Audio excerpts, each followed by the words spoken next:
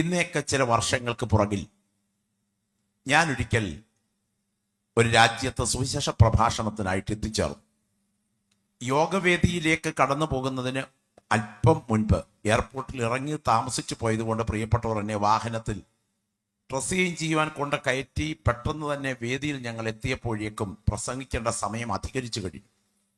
അതുകൊണ്ട് തന്നെ ആ സ്ഥലത്തുള്ള ഒരു പ്രിയ സഹോദരന്, രവീന്ദ്രൻ എന്നാണ് അദ്ദേഹത്തിൻ്റെ പേര്, അദ്ദേഹത്തിന് സാക്ഷ്യം പറയാൻ സമയം കൊടുത്തു. അദ്ദേഹം സാക്ഷ്യം പറയുകയാണ്. അദ്ദേഹം തിരുവല്ല ബസ് സ്റ്റാൻഡിൽ ഓട്ടോ ഓടിക്കുന്ന ഒരു ഓട്ടോ ഡ്രൈവറായിരുന്നു. അദ്ദേഹം നിരണം ഭാഗത്തേക്ക് ഒരു ഓട്ടം പോയിട്ട് തിരികെ വരുന്ന വഴിക്ക് ഒരു കണ്ടം ഭാഗത്ത് സുവിശേഷ പ്രഭാഷണം കേട്ടു. വെറുതെ ഒന്ന് റിലാക്സ് ചെയ്യാൻ വഴിവക്കിലേക്ക് ഓട്ടോ ഒതുക്കിയതിന് ശേഷം പുറത്തിറങ്ങി വെറുതെ ഒന്ന് നടന്ന് ശ്വാസം പിടിച്ച് ഒരല്പം അതേ ടെൻഷനൊക്കെ മാറ്റി നിൽക്കുമ്പോൾ ക്രൂശിൻ്റെ ശബ്ദം അദ്ദേഹത്തിൻ്റെ ചെവിയിൽ മുഴങ്ങി. അദ്ദേഹം ആ മയിൽക്കുറ്റിയിലിരുന്ന് ആ അക്രൈസ്തവ സഹോദരൻ സുവിശേഷം കേട്ടു. ഒടുവിൽ 9:30 പ്രസംഗം ഉപസംഹരിക്കുന്ന സമയം അദ്ദേഹം ആ മയിൽക്കുറ്റിയിലിരുന്ന് തൻ്റെ ഹൃദയം യേശുവിനായി സമർപ്പിച്ചു. താൻ പറഞ്ഞ വാക്കുകൾ ഇങ്ങനെയാണ്: യേശുവെ, അവിടുന്ന് ജീവിക്കുന്ന കർത്താവാണെങ്കിൽ അവിടുത്തെ സന്നിധിയിൽ ഞാൻ ഇവിടെ ഒരു അടയാളം വയ്ക്കുന്നു. ഈ ചൊവ്വാഴ്ച എൻ്റെ കുടുംബാംഗങ്ങൾ ഒരു വിവാഹാലോചന എനിക്ക് വേണ്ടി ഒരുക്കിയിട്ടുണ്ട്. ആ പെൺകുട്ടിയെ കാണുവാൻ ഞങ്ങൾ മാതാപിതാക്കളോടൊപ്പം അവിടെ പോകുന്നുണ്ട്. വ്യക്തിപരമായ സംഭാഷണത്തിൽ അവൾ യേശുവിനെ ജീവിതത്തിൻ്റെ കർത്താവായി ഏറ്റുവാങ്ങിയവളാണ് എന്ന് സാക്ഷ്യം പറഞ്ഞാൽ ഈ പ്രാർത്ഥന യേശു കേട്ടു എന്ന് ഞാൻ ഉറപ്പിക്കും. എന്തിന്? ഈ അടയാളം കർത്താവിനോട് ചോദിച്ച് അടുത്ത ദിവസം പുലിയൂരിലുള്ള ഒരു ചർച്ചിൽ താൻ ആരാധനയിൽ പങ്കെടുത്ത് ചൊവ്വാഴ്ച ആ പെൺകുട്ടിയെ കാണുവാൻ വീട്ടിലെത്തി. എത്തിയപ്പോൾ സ്വകാര്യ സംഭാഷണത്തിൽ അവൾ പറഞ്ഞു, ചേട്ടൻ എന്നെ കല്യാണം കഴിച്ചാലും ഇല്ലെങ്കിലും ഈ ഒരു കാര്യം പറയാൻ ആഗ്രഹിക്കുകയാണ്. ഞാൻ യേശുവിനെ രക്ഷിതാവായി സ്വീകരിച്ചൊരു പെൺകുട്ടിയാണ്. നമ്മുടെ കല്യാണം നമ്മുടെ മതചടങ്ങിൽ എങ്ങനെയൊക്കെ നടന്നാലും എൻ്റെ ശിഷ്ടമുള്ള ആയുസിൻ്റെ ദിനങ്ങൾ ഞാൻ യേശുവിനായിട്ടായിരിക്കും. അപ്പോൾ ആ പ്രിയ സഹോദരൻ പറഞ്ഞു, ഇത് ഞാൻ യേശുവിനോട് ചോദിച്ച അടയാളമാണ്. സ്തോത്രം. കഴിഞ്ഞ ശനിയാഴ്ച രാത്രി 9:15 മയിൽക്കുറ്റിയിലിരുന്ന് ഞാൻ കർത്താവിനോടെടുത്ത തീരുമാനം യേശു കേട്ടു. യേശു ജീവിക്കുന്ന ദൈവം തന്നെ. ഇന്ന് രാത്രി നാം സേവിക്കുന്ന ദൈവം ആരാണെന്ന് ബോധ്യമുള്ള ദൈവമക്കൾക്ക് മൗനമായിരിക്കാൻ കഴിയുകയില്ല. പ്രകൃതിയുടെ മേൽ അധികാരമുള്ള, മരണത്തിന്മേൽ അധികാരമുള്ള, രോഗത്തിന്മേൽ അധികാരമുള്ള, പ്രപഞ്ച ശക്തികളുടെ മേൽ അധികാരമുള്ള യേശുവിൻ്റെ ദിവ്യ സാന്നിധ്യം ഈ രാത്രി മീറ്റിങ്ങിനകത്ത് ഇറങ്ങി വന്നിരിക്കുന്നത് ആത്മാവിൻ്റെ ചെവിയിൽ കേൾക്കുന്ന ദൈവമക്കൾ സ്തോത്രത്തോടെ അവനോട് പ്രതികരിക്കുന്ന രാത്രിയായി രാത്രി തീരട്ടെ. സ്തോത്രം. അങ്ങനെ ഇരിക്കെ അവരുടെ വിവാഹം കഴിഞ്ഞു. വിവാഹം കഴിഞ്ഞപ്പോൾ ഈ പെൺകുട്ടി നഴ്സിംഗ് വിദ്യാഭ്യാസം പൂർത്തിയാക്കിയ ഒരു പെൺകുട്ടിയായിരുന്നു. ആ നിലയിൽ ഒരു അപേക്ഷ അയച്ച് ആ രാജ്യത്ത് എത്തിച്ചേരാൻ പശ്ചാത്തലമൊരുക്കി കുടുംബമായിട്ട് അവിടെ അവർ ഒരു സഭയിൽ ചേർന്ന് ദൈവത്തെ ആരാധിക്കുമ്പോൾ പഴയ ആ കണ്ടത്തിൽ പ്രസംഗിച്ച ഉപദേശി എന്ന പരിഗണനയിൽ ചർച്ചിലെ സഹോദരങ്ങളുടെ മുമ്പിൽ താൻ സാക്ഷ്യം പറഞ്ഞപ്പോൾ എന്നെ ക്ഷണിച്ചതാണ് ആ സഭ എന്നെ പ്രസംഗിക്കാൻ ക്ഷണിക്കാൻ കാരണം എന്ന് മനസ്സിലാക്കിയപ്പോൾ ഒരു സുവിശേഷ യോഗത്തിൽ മുൻപിലിരുന്ന് കരമുയർത്തുന്നവരല്ലാതെ വഴിവക്കിൽ ആരും കാണാതെ ഈ ശബ്ദത്തിന് കാതു കൊടുക്കുന്ന വ്യക്തികളുടെ പേര് ഇന്ന് നമുക്കറിയില്ലെങ്കിലും നിത്യത അത് പ്രതിഫലിപ്പിക്കും എന്ന ബോധ്യമുള്ള ദൈവമക്കൾ കരങ്ങൾ ഉയർത്തി ഒരു നിമിഷം ശബ്ദമുയർത്തി ഈ ഭവനാങ്കണത്തിൽ കഴിഞ്ഞ 10ഓളം യോഗങ്ങൾ നടന്നതിന്റെ പ്രതിഫലനം നിത്യതയിൽ പ്രതിഫലിക്കുമെന്ന ബോധ്യമുള്ള ദൈവത്തിന്റെ ജനം കരങ്ങൾ ഉയർത്തി ഇന്ന് രാത്രി ആരംഭിക്കുന്ന യോഗത്തിൽ ഈ 3 രാത്രികൾ അവസാനിക്കുന്നതിന് മുൻപ് വലിയൊരു ദൈവപ്രവൃത്തി വ്യാപരിപ്പാൻ ആത്മാവിൽ പ്രാർത്ഥിച്ചു തുടങ്ങുന്ന രാത്രിയാകട്ടെ. ലോകത്തിൽ എത്രയോ മതഗ്രന്ഥങ്ങളുണ്ട്. ബുദ്ധമതഗ്രന്ഥം, ജൈന മതഗ്രന്ഥം, പാഴ്സി മതഗ്രന്ഥം, സിഖ് മതഗ്രന്ഥം. എല്ലാ മതസ്ഥരും അവരുടെ മതഗ്രന്ഥങ്ങൾ അതുല്യമെന്ന്, വൈശിഷ്ട്യം നിറഞ്ഞതെന്ന്, സത്യസന്ധമെന്ന്, ഈശ്വരാസ്തിക്യത്തിന്റെ പ്രഖ്യാപിത രേഖകളെന്ന് തെളിയിപ്പാൻ അശ്രാന്ത പരിശ്രമം നടത്തുമ്പോൾ നമ്മുടെ വിശ്വാസ പ്രമാണത്തിന് ആധാരമായ ഈ പവിത്രവാക്യ സംഹിതയുടെ പരമ ഉത്കൃഷ്ടത, ഇതിന്റെ പവിത്രത, ഇതിന്റെ വൈശിഷ്ട്യം, ഇതിന്റെ സത്യസന്ധത, ഇതിന്റെ തെറ്റിക്കൂടായ്മ, ഇതിന്റെ ദിവ്യത്വം, ഇതിന്റെ അപ്രമാദിത്വം എവിടെയാണ് ഉള്ളടക്കം ചെയ്തിരിക്കുന്നത്? സത്യവും സങ്കല്പവും സമ്മിശ്രമാക്കി സമ്മേളിപ്പിച്ച് മനുഷ്യന്റെ മുൻപിലെ ഇരയിൽ വിളമ്പി വയ്ക്കുന്ന നിരവധി ഗ്രന്ഥങ്ങൾ ലോകത്തിലുള്ളപ്പോൾ അക്ഷരാഭ്യാസമില്ലാത്തവനെയും ദൈവരാജ്യത്തിന് അവകാശിയാക്കാൻ ശക്തിയുള്ള ഈ വചനത്തിന്റെ അതുല്യത നിലകൊള്ളുന്നത് ഒരു പിടി ആശയത്തിലല്ല, ഒരാളത്വത്തിലാണ്. സ്തോത്രം. ഇന്ന് രാത്രി ആവർത്തിച്ച് ഞാൻ പറയുന്നു, അവനൊപ്പം പറയാൻ ഒരാളുമില്ല, അവനെ പോൽ ആരാധ്യൻ ആരുമില്ല. ഈ രാത്രി നാം ആരാധിക്കുന്ന കർത്താവിന്റെ മഹത്വം അറിയുന്ന ദൈവമക്കൾ ശബ്ദമുയർത്തി പറയണം, ഒരു പിടി ആശയത്തിലല്ല ഈ പുസ്തകത്തിന്റെ മഹത്വം ഇരിക്കുന്നത്. ഇതിന്റെ പുറകിൽ ഒരാളത്വമുണ്ട്, അവനിലാണ് ഇതിന്റെ മഹത്വം ഇരിക്കുന്നത്. സ്തോത്രം. ഹല്ലേലൂയ. ഈ ഭൂമിയിൽ ജനിച്ച് ജീവിച്ച് ജനിപ്പിച്ചു മരിച്ചു മൺമറയുന്നവർക്കെല്ലാം ചരിത്രത്തിൽ മൂന്ന് അധ്യായങ്ങളേ ഉള്ളൂ. ഒന്ന് ജനനം എന്ന അധ്യായം, 2 ജീവിതം എന്ന അധ്യായം, 3 മരണവും ശവമടക്കവും എന്ന അധ്യായം. എന്നാൽ ഏത് ഡെഡ് ബോഡി കല്ലറയിൽ വെച്ചോ ആ ഡെഡ് ബോഡി തന്നെ കാലൂന്ന് എഴുന്നേറ്റു വന്ന് ചരിത്രം തുടർന്ന ഇന്ന് രാത്രിയിൽ ഈ ഭവനാങ്കണത്തിൽ എഴുന്നള്ളി ഇറങ്ങിയിരിക്കുന്ന ഒരുവനെ ലോകം കണ്ടിട്ടുണ്ടെങ്കിൽ അത് രാത്രി നാം പ്രസംഗിക്കുന്ന നസറേയനായ യേശുവാണ് എന്ന ബോധ്യം അകത്തു ഭരിക്കുന്ന ദൈവമക്കൾ മൗനമായിട്ടല്ല ഈ രാത്രി ശബ്ദം ഉയർത്തി പറയുന്നു, അവനൊപ്പം പറയാൻ ഒരാളുമില്ല, അവനെ പോലെ ആരാധ്യൻ ആരുമില്ല. അക്കാലാതീതതയിൽ നിന്ന് കാലിത്തൊഴുത്തിലൂടെ കന്യകയുടെ ഉദരത്തിൽ ഉരുത്തിരിഞ്ഞ് ഈ ലോകത്തിലേക്ക് കാലൂന്നി കയറി വന്ന് പാപകളങ്കങ്ങൾ തെല്ലുമേശാതെ ഈ മണ്ണിൽ കറതീർന്ന പവിത്ര ജീവിതം നയിച്ച് 30-ാമത്തെ വയസ്സിങ്കൽ ഇങ്ങനെ സകല നീതിയും നിവർത്തിക്കുന്നത് നമുക്കുചിതം എന്ന് പറഞ്ഞുകൊണ്ട് യോഹന്നാന്റെ കൈക്കീഴിൽ നിമജ്ജന സ്നാനം സ്വീകരിച്ച് രോഗികളെ സൗഖ്യമാക്കി മരിച്ചവരെ ഉയർപ്പിച്ച് അത്ഭുതങ്ങൾ ചെയ്ത നാടകങ്ങൾ സഞ്ചരിച്ച് 33.5 തിരുവയസ്സിങ്കൽ നമ്മുടെ പാപശാപ കാലുഷ്യങ്ങൾ പരിഹരിപ്പാൻ കാൽവറിയിൽ കള്ളന്മാരുടെ മധ്യത്തിൽ കാരിരുമ്പാണികളിൽ പിടഞ്ഞു മരിച്ച് കുലയ്ക്ക് കൊടുത്ത മരണത്തിനും കനത്ത കാവൽ ശക്തിക്കും വിധേയനായി കല്ലുകൊണ്ടുണ്ടാക്കിയ കല്ലറയ്ക്കകത്ത് കാളവണ്ടി ചക്രത്തിന്റെ വലിപ്പത്തിലുള്ള കല്ലുരുട്ടി വെച്ച് റോമൻ ശക്തികൾ കുഴിമാടത്തിന് കാവൽ നിന്നിട്ടും കല്ലറയെ ഭേദിച്ച് 3-ാം നാൾ ശക്തിയോടെ കല്ലറ കാലിയാക്കി ഇനിയും മരിക്കാൻ കഴിയാത്ത മഹത്വ ശരീരത്തിൽ ഉയർത്ത് ആണിപ്പാടേറ്റ പൊന്നിക്കരങ്ങൾ ഉയർത്തി വത്സല ശിഷ്യന്മാരെ ആശീർവദിച്ച് അവർ കാണുക സ്വർഗാരോഹണം ചെയ്ത് ഇന്ന് രാത്രി ഇത്രയും ദൈവമക്കൾ ഇവിടെ ഇരുന്ന് ആരാധിച്ചു കൊണ്ടിരിക്കുമ്പോൾ പിതാവിന്റെ വലത്തു ഭാഗത്ത് തൃക്കരങ്ങളാം തങ്കത്തളികയിൽ പരിശുദ്ധ രക്തവുമായി മധ്യസ്ഥതയണച്ച് ഇനി എത്രയും വേഗം കൈകളിൽ ചെങ്കോൽ പിടിച്ച് ലോകത്തെ നീതിയോടെ ന്യായം വിധിക്കാൻ വരുന്ന ഒരുവനെ ചരിത്രം കണ്ടിട്ടുള്ളൂ. അത് ഈ രാത്രി ഞങ്ങൾ പ്രസംഗിക്കുന്ന നസറേയനായ യേശുവാണ്. ഈ രാത്രി എന്റെ കൂടെപ്പറപ്പേ, ഈ പുസ്തകത്തിൽ ലോകത്തിൽ ആർക്കുള്ളതിനേക്കാൾ നിന്നെ കുറിച്ച് ദൈവത്തിന് മഹത്തായ ഒരു പദ്ധതിയുണ്ട്. ഇത് വിശ്വസിക്കുന്ന ദൈവമക്കൾ കരമുയർത്തി ഒന്ന് ദൈവത്തിന് സ്തോത്രം ചെയ്താട്ടെ. നിന്റെ അപ്പനുള്ളതിനേക്കാൾ, നിന്റെ അമ്മയ്ക്കുള്ളതിനേക്കാൾ, നിന്റെ അടുത്ത രക്തബന്ധങ്ങൾക്കുള്ളതിനേക്കാൾ നാം സേവിക്കുന്ന ദൈവത്തിന് നമ്മെ കുറിച്ചൊരു പദ്ധതിയുണ്ട്. നാം അനുഭവിക്കുന്ന പ്രതിസന്ധികൾക്കുള്ളിലെ ദൈവത്തിന്റെ നിത്യതയുടെ പദ്ധതി. ഞാൻ നിങ്ങളുടെ ശ്രദ്ധയെ തിരുവെഴുത്തിലേക്ക് ക്ഷണിക്കുന്ന വേദപുസ്തകം തുറക്കാം. റോമാലേഖനം 8-ാം അധ്യായത്തിലേക്ക് ഞാൻ നിങ്ങളുടെ ചിന്തയെ കൊണ്ടുവരാൻ ആഗ്രഹിക്കുന്ന റോമാലേഖനം 8-ാം അധ്യായം, അതിന്റെ 31, 32 വാക്യങ്ങളും തിമത്തിയോസിന്റെ 2-ാം ലേഖനം 1-ാം അധ്യായത്തിന്റെ 12-ാം വാക്യവും വായിച്ച് സഹായിക്കാം.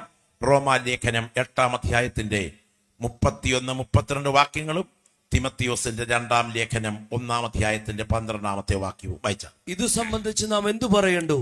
ഇത് സംബന്ധിച്ച് നാം എന്തു പറയണ്ടു? ദൈവം നമുക്ക് അനുകൂലമെങ്കിൽ, ദൈവം നമുക്ക് അനുകൂലമെങ്കിൽ നമുക്ക് പ്രതികൂലമാർ, നമുക്ക് പ്രതികൂലമാർ. സ്വന്തം പുത്രനെ ആദരിക്കാതെ, സ്വന്തം പുത്രനെ ആദരിക്കാതെ നമുക്കെല്ലാവർക്കും വേണ്ടി ഏൽപ്പിച്ചു തന്നവൻ അവനോടുകൂടെ സകലവും നമുക്ക് നൽകാതിരിക്കുമോ? തിമത്തിയോസിന്റെ 2-ാം ലേഖനം 1-ാം അധ്യായത്തിന്റെ 12-ാം വാക്യം കൂടെ.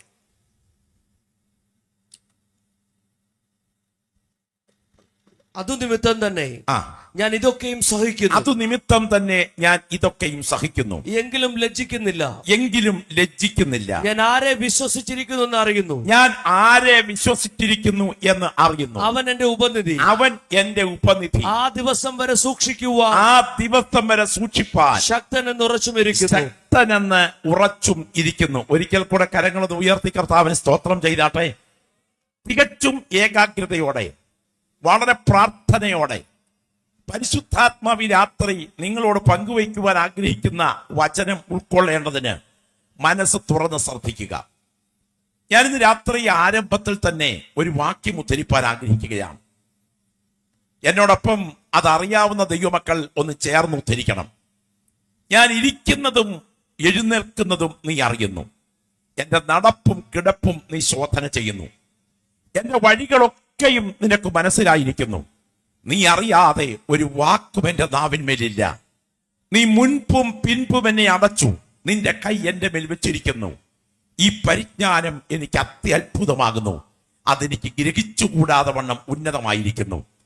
നിന്റെ ആത്മാവിനെ ഒളിച്ച് ഞാൻ എവിടേക്ക് പോകും? തിരുസന്നിധി വിട്ട് ഞാൻ എവിടേക്ക് ഓടും? ഞാൻ സ്വർഗത്തിൽ കയറിയാൽ നീ അവിടെയുണ്ട്. ഞാൻ ഉഷസ്സിൽ ചിറക് ധരിച്ച് സമുദ്രത്തിന്റെ അറ്റത്തി എന്ന് പാർത്താൽ അവിടെയും നിന്റെ കൈ എന്നെ നടത്തും.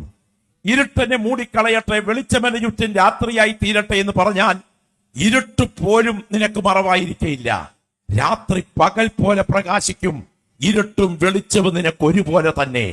നീയല്ലോ എന്റെ അന്തരംഗങ്ങളെ നിർമ്മിച്ചത്. എന്റെ അമ്മയുടെ ഉദരത്തിൽ നീ എന്നെ മെടഞ്ഞു. ഇത് വിശ്വസിക്കുന്ന എത്ര ദൈവമക്കൾ ഇന്ന് രാത്രി ഇതിനകത്തുണ്ട്?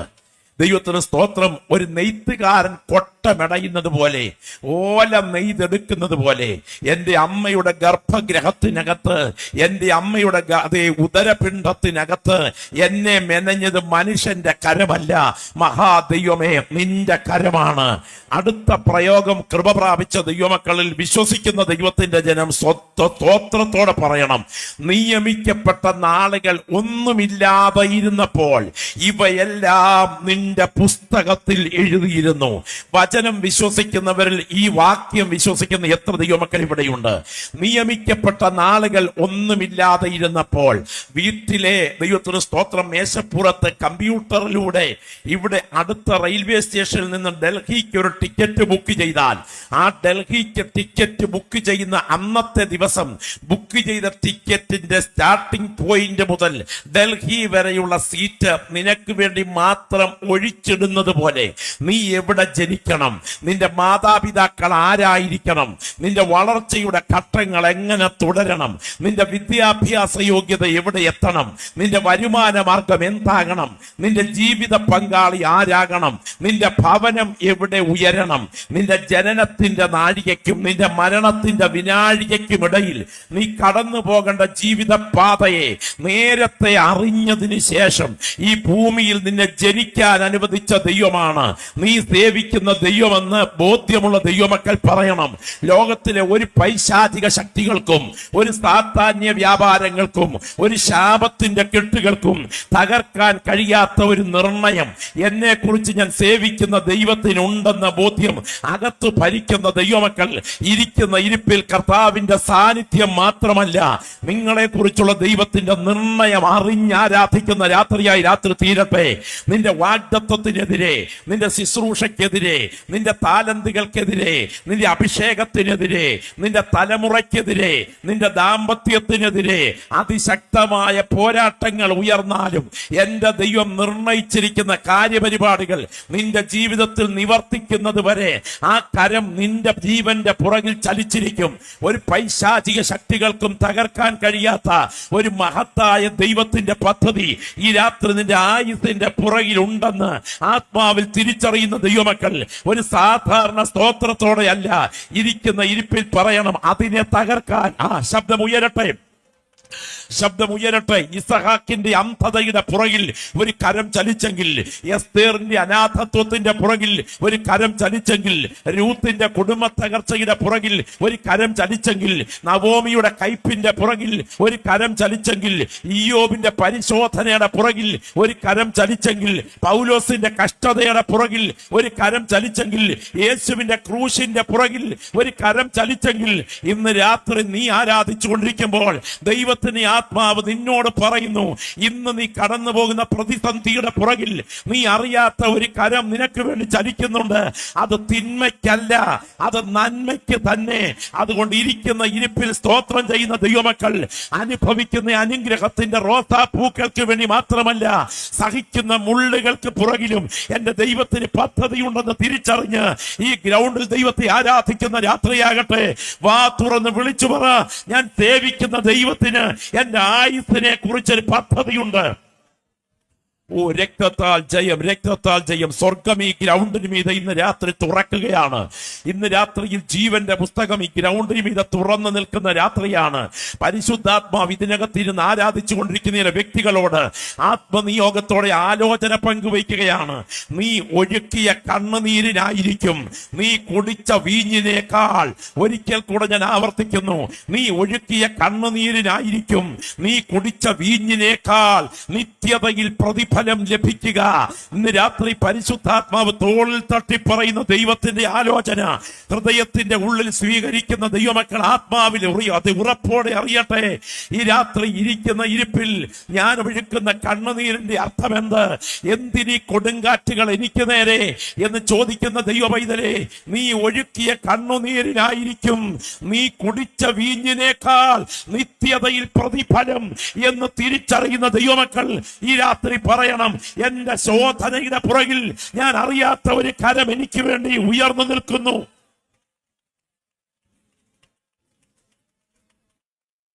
ഇവിടെ ഒരു പശ്ചാത്തലം എന്റെ പ്രിയപ്പെട്ട സദസ് മനസ്സിലാക്കണം. ഞാൻ ഈ പറയുന്ന കാര്യങ്ങൾ നിങ്ങളുടെ മനസ്സിൽ ആഴത്തിൽ പതിയണം എന്ന് ഞാൻ ആത്മാർത്ഥമായിട്ട് ആഗ്രഹിക്കുകയാണ്. ദൈവജനം കഷ്ടതകളിലൂടെ കടന്നു പോകുമ്പോൾ അത് മുഴുവൻ സാത്താന്യ ബന്ധനമാണെന്നും അത് ശാപത്തിന്റെ കെട്ടാണെന്നും അത് അഴിക്കാനുള്ള ഹോൾസെയിൽ വ്യാപാരം ഞങ്ങളെ ഏൽപ്പിച്ചിരിക്കുകയാണെന്നും ക്രൈസ്തവ വിശ്വാസത്തെ തെറ്റിദ്ധരിപ്പിക്കുന്ന ഒരു സമൂഹമാണ് ഇന്നത്തെ ആത്മലോകം. എന്നാൽ വിശുദ്ധ വേദപുസ്തകത്തിന്റെ യഥാർത്ഥ പഠിപ്പിക്കലിൽ കർത്താവിനെ വിശ്വസ്തയോടെ സേവിച്ച സകല ഭക്തന്മാരും പരിശോധനകൾക്കകത്തൂടെ കടന്നുപോയിട്ടുണ്ട്. ആ പരിശോധന നിന്റെ തിന്മയ്ക്കല്ല, ഒടുവിൽ അത് നിന്റെ നന്മയ്ക്ക് തന്നെയായിരിക്കും. ദൈവത്തിന് സ്തോത്രം. ഓർക്കുക, പ്രസിദ്ധനായ സുവിശേഷ പ്രഭാഷകനായിരുന്നു സ്റ്റാൻലി ജോൺസ്. മാരാമൺ കൺവെൻഷനിൽ അദ്ദേഹം നിറസാന്നിധ്യമായിരുന്നു. ഒരു കാലഘട്ടത്തിൽ പഴയ പിതാക്കന്മാർ അദ്ദേഹത്തിന്റെ പ്രസംഗം നിരന്തരം കേട്ടിട്ടുണ്ട്. സ്റ്റാൻലി ജോൺസ് കുറിച്ച വാക്കുകൾ ഇങ്ങനെയാണ്: എന്റെ ജീവിതത്തിന്റെ ഒരു വലിയ കാലഘട്ടം ഞാൻ ഒരു വലിയ കുരിശ് സഹിച്ചിരുന്നു. കുരിശ് അനുഭവിക്കുന്ന ശോധനയ്ക്ക് നടുവിൽ ഞാൻ കർത്താവിനോട് പറഞ്ഞു, കർത്താവേ, എനിക്ക് ഇതിനെ സഹിക്കാൻ വയ്യ, ഈ കുരിശ് മാറ്റിത്തരണേ എന്ന് ഞാൻ കർത്താവിനോട് പ്രാർത്ഥിച്ചു. അടുത്ത സമയം ആ കുരിശ് അവിടുന്ന് എന്നിൽ നിന്നും എടുത്തു മാറ്റി. അപ്പോൾ ഞെട്ടിപ്പിക്കുന്ന ഒരു സത്യം ദിവസങ്ങൾക്കുള്ളിൽ തിരിച്ചറിഞ്ഞു. ഞാൻ ബലഹീനനായി പോയി, ശാരീരികമായിട്ടല്ല, ആത്മീയമായി. അപ്പോഴാണ് ഞാൻ മനസ്സിലാക്കിയത്, ഞാൻ മനസ്സിലാക്കിയില്ലെങ്കിലും ആ കുരിശായിരുന്നു എന്നെ ഈ വിശ്വാസത്തിൽ ബലപ്പെടുത്തി നിർത്തിയത്.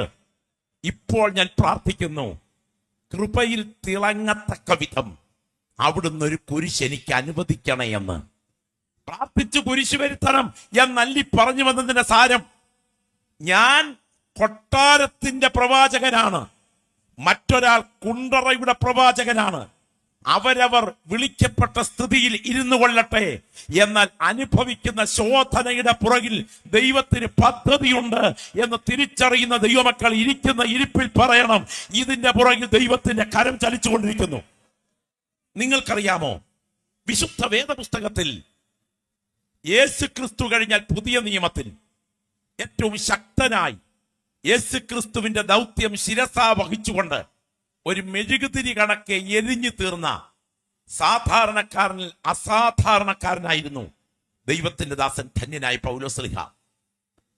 പൗലോസ്ലീഹയുടെ ജീവിതത്തിന്റെ സന്ധ്യാവേളയിലേക്ക് ചരിത്രം വരുമ്പോൾ താൻ എഴുതിയ വിൽപ്പത്ര ലേഖനമാണ് തിമത്യോസിന്റെ 2-ാം ലേഖനം. മരണം ഒരു വെളിപ്പാടകലെ തന്റെ കൺമുൻപിൽ വന്നു നിൽക്കുകയാണ്.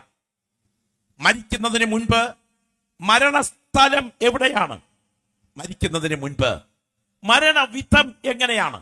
മരിക്കുന്നതിന് മുൻപ് മരണസമയത്ത് തന്റെ കഴുത്തു മുറിയുന്ന ചോര എങ്ങനെയാണ് ഒഴുകുന്നത് എന്ന് മനസ്സിലാക്കിക്കൊണ്ടാണ് പൗലോസ് തിമത്യോസിന്റെ 2-ാം ലേഖനം കുറിക്കുന്നത്. തിമത്യോസിന്റെ 2-ാം ലേഖനം കുറിക്കുമ്പോൾ പൗലോസ് എത്തി നിൽക്കുന്ന ഒരു മാനസികാവസ്ഥയുണ്ട്. അത് അനുകൂലമായ മാനസികാവസ്ഥയല്ല. ആസ്യാക്കാർ എല്ലാവരും എന്നെ വിട്ടുപോയി. ചെമ്പുപണിക്കാരനായ അലക്സാണ്ടർ എനിക്ക് വളരെ ദോഷം ചെയ്തു. സ്തോത്രം. എല്ലാവരും എന്നെ കൈവിട്ടു. എന്നാൽ അടുത്തൊരു പ്രയോഗമുണ്ട്, എന്നാൽ കർത്താവ് എനിക്ക് തുണ നിന്നു. ഈ രാത്രി ഓർക്കുക, ഉപ്പിനോളം ഒക്കുമോ ഉപ്പിലിട്ടത് എന്ന സത്യമായ പഴഞ്ചൊല്ലി പോലെ യേശു ക്രിസ്തുവാണ് ശോധനയുടെ നടുവിൽ നമുക്ക് മാതൃകയെങ്കിൽ ആ കാഴ്ചവടുകളെ പിൻപറ്റുന്ന ദൈവവൈതലേ, നീ എത്ര കോടീശ്വരനാണെങ്കിലും നീ കൃപയിൽ നിൽക്കുന്ന ദൈവവൈതലാണോ, നിന്നെ ശുദ്ധീകരിക്കാനുള്ള ശോധനകൾ അനുവദിക്കപ്പെട്ടിരിക്കും. ഞാന് ഹൃദയവേദനയോടെയാണ് ആ രംഗം ഓർക്കുന്നത്. പൗലോസിന്റെ ജീവിതത്തിന്റെ സന്ധ്യാഘട്ടം അതൊരു സാധാരണ രംഗമല്ല. അദ്ദേഹം ഒടുവിലായി അറസ്റ്റ് ചെയ്ത് പീഡിപ്പിക്കപ്പെട്ടത് ചരിത്ര പ്രസിദ്ധമായ മർമാട്ടിൻ ഗുഹയിലാണ്. ടൈബർ നദി കൂലംകുത്തി പതഞ്ഞുനുരഞ്ഞൊഴുകിക്കൊണ്ടിരിക്കുന്നതിന്റെ ഒരു വശത്ത് ഉയർന്നു നിൽക്കുന്ന കരിമ്പാറയിൽ തൊട്ട് താഴേക്ക് കുത്തിയിറക്കി പണിത ചരിത്ര പ്രസിദ്ധമായ ഗുഹയാണ്, ജയിൽ മുറിയാണ് മർമാട്ടിൻ ഗുഹ.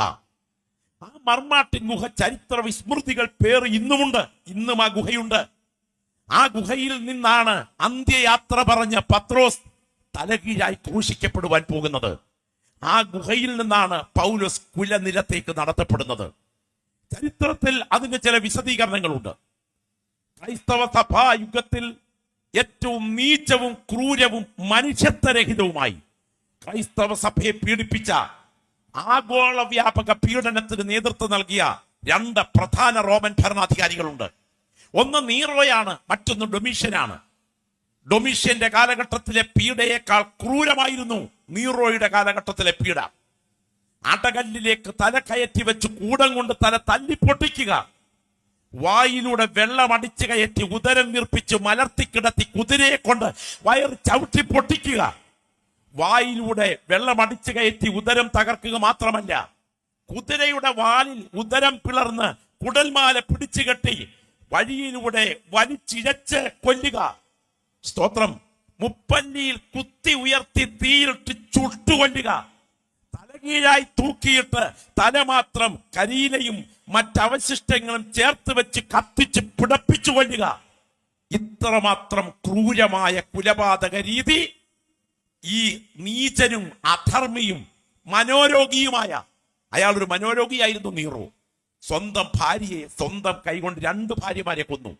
സ്വന്തം അമ്മയെ കൊന്നത് സ്വന്തം കൈകൊണ്ടായിരുന്നു. ആത്മഹത്യയായിരുന്നു ഒടുവിൽ. അദ്ദേഹം ഏറ്റവും മനോഹരമായ അദ്ദേഹത്തിന്റെ ഹോബി ഇരയുടെ മരണപ്പിടച്ചിൽ കണ്ട് സന്തോഷിക്കുക എന്നുള്ളതാണ്. അദ്ദേഹം ഏറ്റവും കൂടുതൽ സന്തോഷിച്ച ഒരു സമയത്തെ കുറിച്ച് സഭാചരിത്രത്തിൽ രേഖയുണ്ട്. റോമൻ കൊട്ടാരത്തിന്റെ മുറ്റത്തുള്ള പൂന്തോട്ടത്തിനകത്ത് ഓരോ പ്രധാന ഭാഗത്തും ഇരുമ്പ് തൂണുകൾ നാട്ടി ക്രൈസ്തവരെ മെഴുകുശീലകൾ ചുറ്റി നിർത്തിയതിനു ശേഷം ഗേറ്റ് അടച്ച് സമ്പൂർണ്ണ വിവസ്ത്രനായി കുതിരപ്പുറത്ത് കയറി ഒരേ സമയം ക്രൈസ്തവരുടെ ബോഡികൾക്ക് കത്തി തീ കൊടുത്ത് ആ കത്തുന്ന ബോഡി പിടച്ചുകൊണ്ടിരിക്കുമ്പോൾ ആ ഇരയുടെ മരണപ്പിടച്ചിൽ കണ്ട് അട്ടഹസിച്ച് ഇതിന് നടുവിലൂടെ യാത്ര ചെയ്ത മനോരോഗിയായിരുന്നു നീറോ. അത്ര ക്രൂരമായിരുന്നു നീറോയുടെ പീഡനങ്ങൾ. അങ്ങനെ ഇരിക്കുന്ന പ്രത്യേക കാലഘട്ടത്തിൽ സ്തോത്രം റോമ പട്ടണത്തെ അതിഭീകരവും തന്ത്രപരവുമായി അദ്ദേഹം വിദഗ്ധമായി കത്തിച്ചു.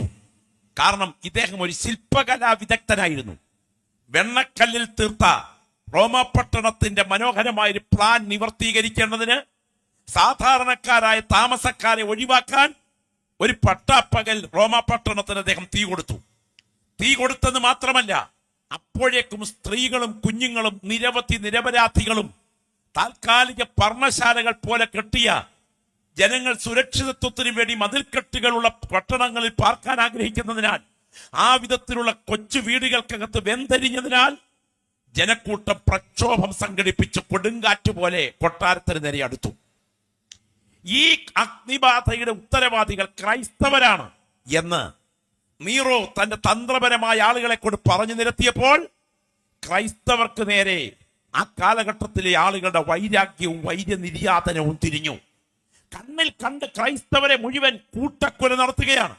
അങ്ങനെ ഇരിക്കെ അന്ന് അറിയപ്പെട്ട 2 സഭാ നേതാക്കന്മാരെ അറസ്റ്റ് ചെയ്തു. ഒന്ന് പത്രോസിനെ ആയിരുന്നു. ബാബിലോണിൽ നിന്നും അറസ്റ്റ് ചെയ്ത് അദ്ദേഹത്തെ റോമിൽ എത്തിക്കുകയായിരുന്നു. മറ്റൊന്ന് പൗലോസിനെ ആയിരുന്നു. പത്രോസിനെ തലകീഴായി ക്രൂശിക്കുവാൻ ആ നിലകളിൽ കുലനിലത്തേക്ക് കൊണ്ടുപോയി. പൗലോസ് ഈ ഗുഹയ്ക്കകത്ത് കിടക്കുകയാണ്. എന്റെ പ്രിയപ്പെട്ടവർ ഇവിടെ ഇരിക്കുകയാണെങ്കിലും ഒരു മിനിറ്റ് നിങ്ങൾ ആ മർമാട്ടിൻ ഗുഹയിലേക്കൊന്ന് വരണം. ഗുഹയുടെ രംഗം ഒന്ന് കാണാൻ. ഒരു വശത്തൂടെ ടൈബർ നദി പതഞ്ഞു നുരഞ്ഞൊഴുകുന്നു. ടൈബർ നദിയുടെ ഒരു വശത്ത് ചരിഞ്ഞു നിൽക്കുന്ന കരിമ്പാറ. ആ കരിമ്പാറയിൽ കുത്തനെ താഴേക്ക് ഇറക്കി പടതിരിക്കുന്ന ഒരു ഗുഹ. ഈ ഗുഹയുടെ അടിയിൽ വെള്ളക്കെട്ടുകൾ നിറഞ്ഞ സ്ഥലമുണ്ട്. ഈ ഗുഹയുടെ ഭിത്തിയിൽ ഏതാണ്ട് 2-2.25 അടി വലിപ്പത്തിൽ പുറത്തോട്ട് തള്ളി നിൽക്കുന്ന ഒരു കൽക്കഷണമുണ്ട്. ആ കൽക്കഷണത്തിലോട്ട് കുറ്റവാളി കയറിയിരുന്നാൽ മുകളിൽ ഒരു കൽപ്പാളി കൊണ്ട് അടയ്ക്കുന്ന ഒരു ദ്വാരമുണ്ട്. ആ ദ്വാരത്തിലൂടെ അരിച്ചിറങ്ങുന്ന പ്രകാശധാരയ്ക്ക് അഭിമുഖമായി തുകൽ ചുരുൾ നിരത്തി വെച്ച് എഴുതാം. അതിലൂടെയാണ് കുറ്റവാളിക്ക് ജീവൻ കിടക്കാൻ അപ്പമിട്ട് കൊടുക്കുക. ആ ഗുഹയ്ക്കകത്ത് ഈ ദൈവദാസൻ കിടക്കുന്ന സമയം തനിക്ക് മനസ്സിലായി, തന്റെ മരണം സാധാരണ മരണമല്ല. തന്റെ മരണം ഒരു യാത്രയ്ക്ക് ശേഷമുള്ള ഒരു മരണമായിരിക്കും. തന്റെ മരണം സാധാരണ മരണമല്ല. തന്റെ മരണം സ്തോത്രം പാനീയ യാഗബലിയായിരിക്കും. യാഗമൃഗത്തിന്റെ രക്തം യാഗപീഠത്തിന്റെ ചുവട്ടിൽ ഒഴിച്ചു കളയുന്ന ബലിയാണ് പാനീയ യാഗം. തന്റെ കഴുത്തു മുറിക്കാൻ ഉപയോഗിക്കുന്ന പീഠത്തിന്റെ ചുവട്ടിൽ തന്റെ രക്തം വീഴും. ഇത് ബോധ്യപ്പെട്ടുകൊണ്ട് മരണത്തോടടുത്ത സമയം ഒരു പരാജിതനെ പോലെ തല താഴ്ത്തിയല്ല, ശ്രദ്ധിക്കണം, ഒരു ജയാളിയെ പോലെ തല ഉയർത്തിപ്പിടിച്ച് ഓട്ടം തികയ്ക്കാൻ ആഗ്രഹിച്ച ഒരു അത്ലറ്റിന്റെ ധൈര്യത്തോടെ ആ കല്ലിലോട്ട് കയറിയിരുന്ന് മുകളിലൂടെ അരിച്ചിറങ്ങുന്ന പ്രകാശധാരയ്ക്ക് അഭിമുഖമായി തുകൽ ചുരുൾ നിരത്തിവെച്ച് അഭിഷേകത്തിന്റെ ശക്തിയോടെ ഈ ദൈവദാസൻ കുറിക്കുകയാണ്. ഞാൻ ആരെ വിശ്വസിച്ചിരിക്കുന്നു എന്ന് ഞാൻ അറിയുന്നു. അവൻ എന്റെ ഉപനിധി. ആ ദിവസം വരെ സൂക്ഷിപ്പാൻ ശക്തനെന്ന് ഞാൻ ഉറച്ചിരിക്കുന്നു. ഞാൻ നല്ല പോർ പൊരുതി, ഓട്ടം തികച്ചു, വിശ്വാസം കാത്തു. ഇനിയും നീതിയുടെ കിരീടം എനിക്കായി വച്ചിരിക്കുന്നു. എനിക്ക് മാത്രമല്ല, അവന്റെ പ്രത്യക്ഷതയിൽ പ്രിയം വെച്ച ഏവർക്കും കൂടെ. മകനെ തിമത്തിയോസേ, ശീതകാലത്തിന് മുൻപേ വരുവാൻ ഉത്സാഹിക്ക. നീ പോരുമ്പോൾ പുതപ്പും പുസ്തകങ്ങളും ചർമ്മലിഖിതങ്ങളും കൂടെ കൊണ്ടുപോരുക. മോനെ, കുഞ്ഞെ, എത്രയും വേഗം ഇവിടെ എത്തണം. കൊടും ശൈത്യം ഈ വൃദ്ധന് സഹിക്കാൻ പറ്റില്ല. അസ്ഥി കോച്ചുന്ന തണുപ്പാണ് ഇങ്ങ് വരാൻ തുടങ്ങുന്നത്. ചില ദിവസങ്ങൾക്കുള്ളിൽ ഈ യൂറോപ്പിന്റെ മണ്ണിൽ ആ കൊടും ശൈത്യം ആരംഭിക്കും. മക്കളെ, പിടിച്ചു നിൽക്കാൻ ഈ വൃദ്ധന് ആരോഗ്യമില്ല. അതുകൊണ്ടൊരു പുതപ്പ് എനിക്ക് ഇഞ്ഞ് തരണേ. ഇന്ന് രാത്രി നിങ്ങളോട് ചോദിക്കട്ടെ, പ്രാർത്ഥിച്ച് പുതപ്പ് അതേ അശരീരി പശ്ചാത്തലത്തിൽ നിന്ന് വിളിച്ചു വരുത്തിയൊന്നുമില്ല. തന്റെ ദാസന്റെ അവസ്ഥയിലേക്ക് ദൈവമക്കൾ ശ്രദ്ധിക്കണം. ഞാൻ ഈ രാത്രി ദൂതിന് നടുവിൽ ആത്മനിയോഗത്തോടെ വിളിച്ചു പറയട്ടെ, അത് പുതയ്ക്കാൻ ഒരു പുതപ്പില്ലെങ്കിലും പ്രാപിച്ച ദൈവകൃപ നഷ്ടപ്പെടുത്താതെ നിത്യ വീട്ടിലെത്തിയ കർത്തൃദാസൻ ഈ തലമുറയ്ക്കൊരു മാതൃകയായിരിക്കട്ടെ. ആത്മാവിൽ ആരാധിക്കുന്ന ദൈവമക്കളെ, കയറിയിരുന്ന് ഓടിക്കാൻ പുത്തൻ കാറ് കിട്ടുമെന്ന് പറഞ്ഞല്ല നീ ദൈവത്തെ ആരാധിക്കേണ്ടത്.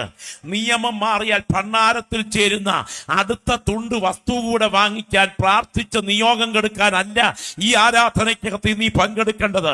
ഇന്ന് രാത്രി നീ കിടന്നുറങ്ങുന്ന കിടപ്പറ നിന്റെ മരണയറയായി മാറിയാൽ, നിന്റെ ഓട്ടം തീർന്നാൽ, നിന്റെ വീട് നിന്റെ തലയ്ക്ക് മുകളിലായിരിക്കത്തക്ക വിധം നിത്യതയ്ക്കായി നിന്നെ ഒരുക്കാനാണ് ദൈവാത്മാവ് രാത്രി ഈ മീറ്റിംഗിൽ വിളിച്ചിരിക്കുന്നതെന്ന ബോധ്യം അകത്ത് ഭരിക്കുന്ന ദൈവമക്കളുടെ കണ്ണുകൾ ആ രംഗത്തേക്കൊന്ന് കണ്ണുയർത്തി പോകണം. ദൈവത്തിന് സ്തോത്രം. ഞാൻ നിങ്ങളോട് ചോദിക്കുന്നു, ഈ കർത്തൃദാസന് വീട് പോട്ടെ, കാറ് പോട്ടെ, ഒരു പുതപ്പ് പുതയ്ക്കാൻ ഉള്ള ഭാഗ്യം കിട്ടിയോ? സ്തോത്രം. ചരിത്രം പറയുന്ന വാക്കുകൾ സത്യസന്ധമായി ശ്രദ്ധിക്കണം. ഇന്ന് കാട്ടുന്ന ഈ വെപ്രാളവും വിഭ്രതിയും ഈ ലോങ് ജമ്പും, സ്തോത്രം, ഈ മാസ്മരിത്തവും ഒന്നും അപ്പസ്തോല പിതാക്കന്മാർ സ്വപ്നം കണ്ടിട്ടുള്ളതല്ല പ്രിയരെ. ഇത് ജനക്കൂട്ടത്തിന്റെ മനഃശാസ്ത്രം മനസ്സിലാക്കിക്കൊണ്ട് നടത്തുന്ന ഹിപ്നോട്ടിസമാണ്. എന്നാൽ പ്രാർത്ഥിക്കുന്ന ദൈവമക്കൾ ഉയർത്തിപ്പിടിക്കുന്നത് ചങ്കോട് ചേർന്ന ജീവന്റെ വചനമായിരിക്കട്ടെ. നിത്യതയാണ് വലുതെന്ന ബോധ്യമുള്ള ദൈവമക്കൾ ഇരിക്കുന്ന ഇരിപ്പിൽ പറയണം, മണ്ണിനേക്കാൾ വിണ്ണാണ് വലുത്. ദൈവത്തിന് സ്തോത്രം. ഞാൻ പറയട്ടെ, ചരിത്ര വസ്തുതകൾ വിലയിരുത്തുമ്പോ ഈ കത്ത് കർപ്പോസിന്റെ വീട്ടിൽ നിന്ന് അറസ്റ്റ് ചെയ്യപ്പെട്ട പൗലോസിന്റെ അടുക്കലെത്തിയപ്പോഴേക്കും സമയം വളരെ വൈകി. തിമത്തിയോസിന്റെ അടുക്കലെത്തിയപ്പോഴേക്കും സമയം വളരെ വൈകി. അദ്ദേഹം നേരെ കർപ്പോസിന്റെ വീട്ടിലെത്തി പുതപ്പും പുസ്തകങ്ങളും ചർമ്മലിഖിതങ്ങളും ഒരു കെട്ടായി വാരിക്കെട്ടി തോളിൽ വെച്ച് ദിവസങ്ങൾ മുള്ളും മുരടും മലയും ഒക്കെ ചവിട്ടി ചവിട്ടി ചവിട്ടി നേരെ ഈ സ്ഥലത്ത് എത്തിച്ചേർന്നു. എത്തിയിട്ട് തിരക്കി, പൗലോസ് എന്ന ഒരാളിനെ അറിയുമോ? വിശദീകരണം കൊടുത്തു ആളിനെ കുറിച്ച്. ഒടുവിൽ ഒരു സഹതടവുകാരനെ കണ്ടെത്തി. ആ സഹതടവുകാരൻ ചോദിച്ചു, നിന്റെ പേരാണോ തിമത്തിയോസ്? അതെ, എന്റെ പേരാ തിമത്തിയോസ്. നിന്റെ സ്പിരിച്വൽ ഫാദർ ആയിരുന്ന പൗലോസ്? അതെ, എന്റെ സ്പിരിച്വൽ ഫാദർ ആയിരുന്നു പൗലോസ്. ഒരു ദുഃഖ സത്യം നീ അറിയണം. ഇന്നലെ ഉച്ച കഴിഞ്ഞ് നിന്റെ പിതാവിന്റെ ശവമടകതേ, അതെ, ശിരച്ഛേദനം ഓസ്തിയയ്ക്ക് തിരിയുന്ന രാജവീഥിയിൽ വെച്ച് ഗവൺമെന്റ് നടത്തിക്കഴിഞ്ഞു. നിങ്ങൾക്കറിയാമോ, ഈ സമയം കയ്യിലെ കെട്ട് തെറിച്ചു എന്നാണ് ചരിത്രം.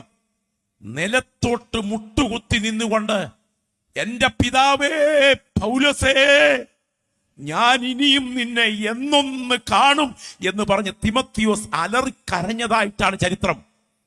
വന്ന ആഗതന്റെ വിശദീകരണത്തിൽ മരണം നടന്ന രീതി. അന്ന് രാവിലെ ചരിത്ര പ്രസിദ്ധമായ ഒരു, അതേ, പിരമിഡിന്റെ ചുവട്ടിലെ ചന്ത നടക്കുന്ന സമയം, ക്രൈസ്തവ മതപരിവർത്തനത്തെ, ജനത്തെ ഭയപ്പെടുത്തി തടയുക എന്ന ലക്ഷ്യത്തോടുകൂടെ അന്ന് തന്നെ കുല നടത്തണമെന്നും അത് ജനക്കൂട്ടത്തെ നടത്തിക്കൊണ്ടുപോയിട്ടായിരിക്കണമെന്നുമായിരുന്നു ഗവൺമെന്റിന്റെ നിർദ്ദേശം. അതനുസരിച്ച് 10 പടയാളികളാണ് നിയോഗിക്കപ്പെട്ടത്. അവർ കുഴിക്കരയിൽ എത്തിച്ചേർന്നു. ഈ ദൈവദാസനെ ഒരു കയറിന്റെ സഹായത്തോടെ കരയ്ക്കോട്ട് കയറ്റി. നിങ്ങൾ ഈ രാത്രി ഇരിക്കുന്നത് ഗ്രൗണ്ടിലാണെങ്കിലും നിങ്ങൾ വിശ്വാസ കണ്ണുകളാൽ ആ രംഗം ഒന്ന് ആത്മക്കണ്ണുകളാൽ ഒന്ന് കാണണം. ഞാൻ നിങ്ങളുടെ മുൻപിൽ ആ ചിത്രം ഒന്ന് വരച്ചു തരാൻ ആഗ്രഹിക്കുകയാണ്. 5 ദൈവദാസ, അതെ, പട്ടാളക്കാരെ, 5 പടയാളികളെ ഒരു വശത്ത് നിരത്തി നിർത്തി, 5 പടയാളികളെ മറുവശത്ത് നിരത്തി നിർത്തി. സ്തോത്രം. നടുക്ക പൗലോസ്. അവരിൽ 5 പേരുടെ കൈകൾ പരസ്പരം ബന്ധിച്ചിരുന്നു. ഒടുവിൽ പൗലോസിന്റെ കൈ അവരോട് ചേർത്ത് ബന്ധിച്ചു. സ്തോത്രം. ഈ ജനം നേരെ, ഈ ഗ്രൂപ്പ് നേരെ അടുത്തുള്ള പിരമിഡിന്റെ ഭാഗത്തോട്ടെത്തി. മാസങ്ങൾക്കുള്ളിൽ നടക്കുന്ന ചന്തയാണ്. ആയിരക്കണക്കിന് ആളുകൾ അവിടെ എത്തിയിട്ടുണ്ട്. അവർ മുഴുവൻ ഈ രംഗം കാണാൻ ഓടിക്കൂടി. ആ യാത്ര ഓസ്റ്റിയയ്ക്ക് തിരിയുന്ന രാജവീഥിയിലേക്ക് നീങ്ങുകയാണ്. പുറകിൽ ഇരമ്പിക്കൂടുന്ന ജനം. ചാർജ് ഷീറ്റ് റോമൻ ദേവന്മാരെ നിന്ദിച്ചവൻ എന്നാണ്. വിശദീകരണം ഇങ്ങനെയാണ്: പൂഴിമണ്ണ് വാരി മുകളിലേക്ക് എറിഞ്ഞും ഇലത്തലപ്പുകൾ പറിച്ചെറിഞ്ഞും കൊന്നുകള കൊന്നുകള കൊന്നുകള എന്ന് പറഞ്ഞ് അട്ടഹസിച്ചുകൊണ്ട് ഒരു വലിയ പറ്റം ജനം ഒരു കൊടുങ്കാറ്റ് പോലെ പുറകിൽ ഇരമ്പി നിൽക്കുമ്പോൾ അതിന്റെ മുൻപിൽ 5 പടയാളികൾ ഒരു വശത്തും 5 പടയാളികൾ മറുവശത്തും നിരന്നു നിൽക്കുന്നതിന് നടുവിൽ ചങ്ങലക്കിടപ്പെട്ടവനായി ഈ കർത്തൃദാസൻ നിൽക്കുന്ന കാഴ്ച നിങ്ങൾ ശ്രദ്ധിക്കണം. നടന്നങ്ങോട്ട് നീങ്ങുകയാണ്. എന്റെ ചിന്ത ആ മുഖത്തേക്കൊന്ന് നോയിക്കേ. നിരാശ ലെവലേശമില്ല, നിലവിളി ഒട്ടുമില്ല. സ്തോത്രം. ഇന്ന് രാത്രി പരിശുദ്ധാത്മ നിയോഗത്തോടെ ഞാൻ പറയാം, അനുഭവിക്കുന്ന ശോധനയിൽ സ്തോത്രം ചെയ്യാൻ കൃപ പ്രാപിച്ചിട്ടുണ്ടെങ്കിൽ അത് നിനക്ക് അനുഗ്രഹം തന്നെയായിരിക്കും. ദൈവത്തിന് സ്തോത്രം. വിട്ടുപിരിഞ്ഞ് ക്രിസ്തുവിനോടുകൂടെ ഇരിപ്പാൻ കാംക്ഷയുണ്ട്, അത് അത്യുത്തമമല്ലോ എന്ന് പറഞ്ഞ ദൈവദാസൻ അങ്ങോട്ട് ചേരാൻ കൊതിച്ചുകൊണ്ട് തന്റെ ചുവടുകൾ വയ്ക്കുകയാണ്. സ്തോത്രം. 3-ാം സ്വർഗത്തോളം എത്തി കണ്ട വെളിപ്പാടുകളുടെ ആധിക്യം ഇനിയും ആത്മമണ്ഡലത്തിൽ നേരിട്ട് കാണുന്ന മിനിറ്റുകൾ അടുത്തു വരുന്നു എന്ന ചിന്ത ഉള്ളിനെ ഭരിക്കുമ്പോൾ തന്റെ നാവിൽ അന്യഭാഷയിൽ, മറ്റാരേക്കാളും ഞാൻ അന്യഭാഷയിൽ സംസാരിക്കുന്നതിനാൽ ദൈവത്തെ മഹത്വപ്പെടുത്തുന്നു എന്ന് എഴുതിയ കർത്തൃദാസൻ അന്യഭാഷ പറഞ്ഞുകൊണ്ടാകാം ആ ചുവടുകൾ വെച്ച് നീങ്ങിയത്. സ്തോത്രം. പരാജിതനെ പോലെ തല താഴ്ത്തിയല്ല, കവിൾത്തടങ്ങളിലൂടെ കണ്ണുനീരൊഴുക്കിക്കൊണ്ടല്ല, ഒരു ജയാളിയെ പോലെ ദമസ്കോസിന്റെ പടിവാതിക്കൽ ഞാൻ കണ്ട യേശുവിനെ ഇനി അധികം താമസിക്കാതെ ഞാൻ നേരിട്ട് കാണുന്ന ദിവസങ്ങൾ, മണിക്കൂറുകൾ അടുത്തു വരുന്നു എന്ന ചിന്തയിൽ ആ കർത്തൃദാസന്റെ പാദങ്ങൾക്ക് വേഗത കൂടി. ഓ സ്തോത്രം. യാത്ര കുലനിലത്തെത്തിക്കഴിഞ്ഞു. മുട്ടുകുത്തി നിൽക്കാൻ ആരാച്ചാർ കൽപ്പിച്ചു. മുട്ടുകുത്തി ഒരു കറുത്ത തുണി കൊണ്ട് തലമൂടി. ആരാച്ചാരന്റെ മിന്നിത്തിളങ്ങുന്ന പടവാൾ ഈ കർത്തൃദാസന്റെ കഴുത്തിലൂടെ ഒന്ന് കയറി ഇറങ്ങി. ഒരു കാലഘട്ടം കണ്ട ക്രൈസ്തവ സഭയുടെ കരുത്തുറ്റ പ്രവാചകനും ദർശകനുമായ കർത്തൃദാസന്റെ ആ ഡെഡ് ബോഡിയിൽ ആ ഭാഗത്തെ ശരീരത്തിൽ നിന്ന് ആ തെറിച്ചു വീണ ആ തല ചരിത്രം പറയുന്നു 3 ആ ഭൗമ തേജസ്സോടെ 3 തെറിച്ചുരുണ്ടു. ആ കബന്ധം, ആ ജഡം പുറകോട്ടു മലച്ചു. ആ ഭക്തൻ വിട്ടുപിരിഞ്ഞ് ക്രിസ്തുവിനോടുകൂടെയായി. ഞാൻ ഇന്ന് രാത്രി വചനം കേൾക്കുന്ന ദൈവമക്കളോട് ചോദിക്കുന്നു, ഒരായുസ് കൊണ്ട് എന്ത് നേടി? ഈ രാത്രി വചനത്തിന്റെ മുൻപിലിരിക്കുന്ന ദൈവമക്കൾ പ്രാർത്ഥനയോടെ കേൾക്കണേ. ഒരായുസ് കൊണ്ട് എന്ത് നേടി? വെട്ടിപ്പിടിച്ച സഭകളെയെല്ലാം ചേർത്ത് നിർത്തി അതിന്റെ പ്രസിഡന്റായില്ല. സ്തോത്രകാഴ്ച പൈസ കൊണ്ട് കൊട്ടാരം പണതില്ല. അത് എരഗതിക്ക് പരഗതിയില്ലാത്ത, ഉടുതുണിക്ക് മറുതുണിയില്ലാത്ത, ദൈവത്തിന് സ്തോത്രം, പുതയ്ക്കാൻ ഒരു പുതപ്പ് പോലും സമയത്ത് കയ്യിൽ കിട്ടാത്ത ആ കർത്തൃദാസൻ നിത്യത കൈവിട്ടു പോകാതെ അവിടെ എത്തിയതാണ് സത്യമെങ്കിൽ ഈ ഭൂമിയിൽ എൻ്റെ ദൈവം എനിക്ക് അനുവദിച്ചിരിക്കുന്ന ശോധന എത്ര വലുതാണെങ്കിലും ഇതിന് നടുവിൽ കൃപ നഷ്ടപ്പെടുത്താതെ ഈ രാത്രി ഇതിനകത്തിരിക്കുന്ന വ്യക്തികളെ ചൂണ്ടി പരിശുദ്ധാത്മാവ് നിയോഗത്തോടെ പറയുന്നു, കൊട്ടാരം അനുഭവിക്കാനാണ് ഭാഗ്യമെങ്കിൽ എന്റെ കൂടപ്പിറപ്പെ താങ്കൾ അനുഭവിച്ചു കൊള്ളുക. സമൃദ്ധിയല്ല, ശോധനയാണെങ്കിലും നീ അത് അനുഭവിച്ചു കൊള്ളുക. എന്നാൽ ഇന്ന് രാത്രി പറയണം, ഏത് സ്ഥാനത്തും എന്റെ ദൈവകൃപ നഷ്ടപ്പെടുത്താതെ എനിക്ക് നിത്യതയിലെത്തണം എന്ന് കൊതിക്കുന്ന ദൈവമക്കൾ ഉണ്ടെങ്കിൽ ഇന്ന് രാത്രി ഇരിക്കുന്ന ഇരിപ്പിൽ ശബ്ദമുയർത്തി കർത്താവിനെ ആരാധിക്കുന്ന രാത്രിയാകട്ടെ. ഇടം വലം ഇരിക്കുന്നവരെ നിങ്ങൾ ശ്രദ്ധിക്കേണ്ട, പുറകിലിരിക്കുന്നവരെ നിങ്ങൾ നോക്കണ്ട. പരിശുദ്ധാത്മാവ് ഇതിനകത്തിരിക്കുന്ന വ്യക്തികളോട് ആത്മാവിൽ വിളിച്ചു പറയുന്നു, നീ ഇന്ന് രാത്രി കടന്നു പോകുന്ന വിഷയത്തിന് നടുവിൽ മനസ്സ് തകർന്നാണ് വന്നിരിക്കുന്നതെങ്കിലും ഈ രാത്രി അസാധാരണമായൊരു ധൈര്യം നിന്റെ കോശങ്ങളുടെ മേൽ പകരാൻ എന്റെ ദൈവത്തിന്റെ കരം ചലിക്കുന്ന രാത്രിയാണ്. ഇരുന്ന് സ്തോത്രം ചെയ്യുന്ന ചില ദൈവദാസന്മാരോട്, ഇരുന്ന് ആത്മാവിൽ ആരാധിക്കുന്ന ദൈവമക്കളോട് പരിശുദ്ധാത്മ നിയോഗത്തോടെ ആലോചന ആത്മമണ്ഡലത്തിൽ ഞാൻ വിളിച്ചു പറയുന്നു, നീ സഹിക്കുന്ന ശോധനയുടെ പുറകിൽ നീ അറിയാത്ത ഒരു കരം നിനക്ക് വേണ്ടി ചലിച്ചുകൊണ്ടിരിക്കുന്നു. അത് ലൂസിഫറിന്റെ ബന്ധനമല്ല, അത് അടുത്ത വീട്ടിലെ വരത്തുപോക്കല്ല, അത് കുടുംബത്തിന്റെ ശാപക്കെട്ടല്ല. നീ പ്രാർത്ഥിക്കുന്ന ദൈവവൈതനാണെങ്കിൽ അനുഭവിക്കുന്ന വിഷയത്തിന്റെ പുറകിൽ എന്റെ ദൈവത്തിന് നിന്റെ കഷ്ടതയ്ക്ക് പുറകിൽ ഒരു പരമോദ്ദേശമുണ്ട്. അത് തിരിച്ചറിയുന്ന ദൈവമക്കൾ ആത്മാവിൽ പറയണം, ഇതെന്റെ തിന്മയ്ക്കല്ല, ഇതെന്റെ നന്മയ്ക്ക് തന്നെ. പ്രാർത്ഥിക്കുന്ന നീ സ്തോത്രത്തോടെ ഈ രാത്രിയിൽ വിളിച്ചു പറ, ഈ ശോധനയുടെ പുറകിൽ ദൈവത്തിന് ഉദ്ദേശമുണ്ട്. ഞാൻ ഈ രാത്രി വചനം കേൾക്കുന്ന ദൈവമക്കളോട് ചോദിക്കട്ടെ, ഇന്ന് നിങ്ങളിൽ പലരും ഇവിടെ ഇരുന്ന് സ്തോത്രം ചെയ്യുമ്പോൾ അതിന്റെ പുറകിൽ നിങ്ങളെ ഇവിടെ എത്തിച്ച ഘടകം നിങ്ങളുടെ സമൃദ്ധിയായിരുന്നോ, നിങ്ങളുടെ ശോധനയായിരുന്നോ? ഓർക്കുക, നിങ്ങളുടെ ശോധനയാണ് നിങ്ങളെ ഇവിടെ എത്തിച്ച ഘടകം. അങ്ങനാണെങ്കിൽ നിത്യതയിൽ എത്തുന്ന തേജസ്സിന്റെ പുത്രന്മാരോട് ശ്രദ്ധിച്ചു കേൾക്കണേ. നിത്യതയിൽ എത്തുന്ന തേജസ്സിന്റെ പുത്രന്മാരോട് C.H. സ്പർജന്റെ ഭാഷയിൽ പറയുന്നു. ദൈവത്തിന് സ്തോത്രം. പിതാവായ ദൈവം ഒരു ചോദ്യം ചോദിക്കാണെന്നിരിക്കട്ടെ. തേജസ്സിന്റെ പുത്രന്മാരെ, ഇവിടെ വന്നവരിൽ കഷ്ടമനുഭവിക്കാതെ ഇവിടെ എത്തിയവരാരാണ്? എഴുന്നേറ്റ് നിൽക്കാം എന്ന് പറഞ്ഞാൽ ആരും ഉണ്ടായിരിക്കയില്ല. അടുത്ത ചോദ്യം പിതാവ് ചോദിക്കാണെന്നിരിക്കട്ടെ. തേജസ്സിന്റെ പുത്രന്മാരെ, ഇവിടെ വന്നവരിൽ ഏറ്റവും കൂടുതൽ കഷ്ടത അനുഭവിച്ചവരാരാണ്? ഉത്തരം, ഒരുത്തനെ എഴുന്നേൽക്കാൻ കാണൂ. അത് കഷ്ടാനുഭവങ്ങളിൽ തികഞ്ഞ എന്റെ രക്ഷകൻ മാത്രമായിരിക്കും. ഈ രാത്രി വചനം കേൾക്കുന്ന ദൈവമക്കൾ പറയട്ടെ, നീ അനുഭവിക്കുന്ന ശോധനയാണ് നിന്നെ കൃപയിൽ നിലനിർത്തുന്ന പ്രധാന ഘടകം. അതുകൊണ്ട് തന്നെ ധന്യനായ പൗലോസ്ലീഹ ഈ വസ്തുത ഉൾക്കൊണ്ടുകൊണ്ട് പറയുന്നു. അതുകൊണ്ട് ദൈവത്തെ സ്നേഹിക്കുന്നവർക്ക്, നിർണയപ്രകാരം വിളിക്കപ്പെട്ടവർക്ക് സകലതും നന്മയ്ക്കായി കൂടി വ്യാപരിക്കുന്നു. അത് വിശ്വസിക്കുന്ന ദൈവമക്കൾ വലതുകരമെന്ന് ഉയർത്തിപ്പിടിച്ച് ഞാൻ ഈ രാത്രി ദൂതിച്ചര വ്യക്തികളോട് പറയുന്ന ദൈവാലോചനയായി നിങ്ങൾ ആത്മനിയോഗത്തോടെ ഏറ്റെടുക്കുക. ഇന്ന് രാത്രി ഓർക്കുക, ദൈവത്തെ സ്നേഹിക്കുന്നവർക്ക്, നിർണയപ്രകാരം വിളിക്കപ്പെട്ടവർക്ക് സകലതും നന്മയ്ക്കാണെന്നല്ല വചനം. സകലതും നന്മയ്ക്കായി കൂടി വ്യാപരിക്കുന്നു എന്നാണ് വചനം. അത് തിന്മ തന്നെയാണ്. പക്ഷെ ആ തിന്മയുടെ മേൽ നീ ദൈവകരങ്ങളിലേക്ക് നിന്നെ ഏൽപ്പിച്ചു കൊടുത്താൽ ആ തിന്മകളെ ദൈവം നന്മയാക്കി മാറ്റുന്നൊരു പ്രോസസ്സ് ഇന്ന് രാത്രി ആരംഭിക്കുന്ന രാത്രിയാണ്. പരിശുദ്ധാത്മാവ് ചില വ്യക്തികൾക്ക് നേരെ നിയോഗത്തോടെ വിരൽ ചൂണ്ടിക്കൊണ്ട് ആത്മനിയോഗത്തോടുകൂടെ ഈ ആലോചന ഏറ്റെടുക്കുന്ന പ്രിയപ്പെട്ടവർക്കായി ദൈവാത്മാവ് തുറന്നു പറയുന്നു. ഈ രാത്രി പ്രാർത്ഥിക്കുന്ന നീ ഹൃദയം തുറന്നത് പ്രാർത്ഥനയോടെ ഏറ്റെടുക്കണം. അത് അതിൽ തന്നെ തിന്മയാണ്. ക്യാൻസർ അതിൽ തന്നെ തിന്മയാണ്. ആക്സിഡന്റ് അതിൽ തന്നെ തിന്മയാണ്.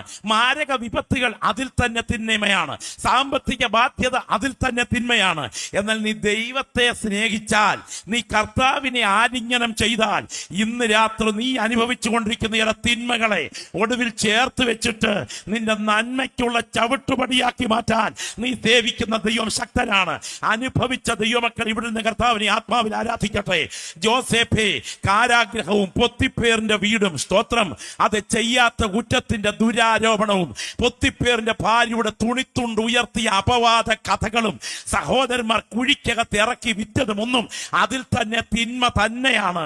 എന്നാൽ അവരൊരുക്കിയ തിന്മകളെയെല്ലാം ഒടുവിൽ ചേർത്ത് ചേർത്ത് ചേർത്ത് ചേർത്ത് ചേർത്ത് ചേർത്ത് വചനം വിശ്വസിക്കുന്ന നിന്നോട് ദൈവാത്മാവ് പറയുന്നു, നീ ഇന്ന് രാത്രി അനുഭവിച്ചു കൊണ്ടിരിക്കുന്ന ചില തിന്മകളെ ഒടുവിലത്തെ അധ്യായത്തിൽ വരുമ്പോൾ സിംഹാസനത്തിലേക്ക് ജോസേഫിനെ ചവിട്ടുപടിയാക്കി വിഷയത്തെ മാറ്റിയതുപോലെ ഇന്ന് അനുഭവിക്കുന്ന തിന്മകളെ ഒടുവിലത്തെ അധ്യായത്തിൽ നന്മയാക്കി മാറ്റാൻ കഴിവുള്ള ദൈവമാ ഞാൻ ആരാധിക്കുന്ന ദൈവമെന്ന് ബോധ്യമുള്ള ദൈവമക്കൾ ഇരിക്കുന്ന ഇരിപ്പിൽ ലജ്ജ കൂടാതെ വാ തുറന്ന് വിളിച്ചു പറയണം. ദൈവത്തെ സ്നേഹിക്കുന്നവർക്ക്, അത് നിർണയപ്രകാരം വിളിക്കപ്പെട്ടവർക്ക് സകലതും നന്മയ്ക്കായി കൂടി വ്യാപരിക്കുന്നു.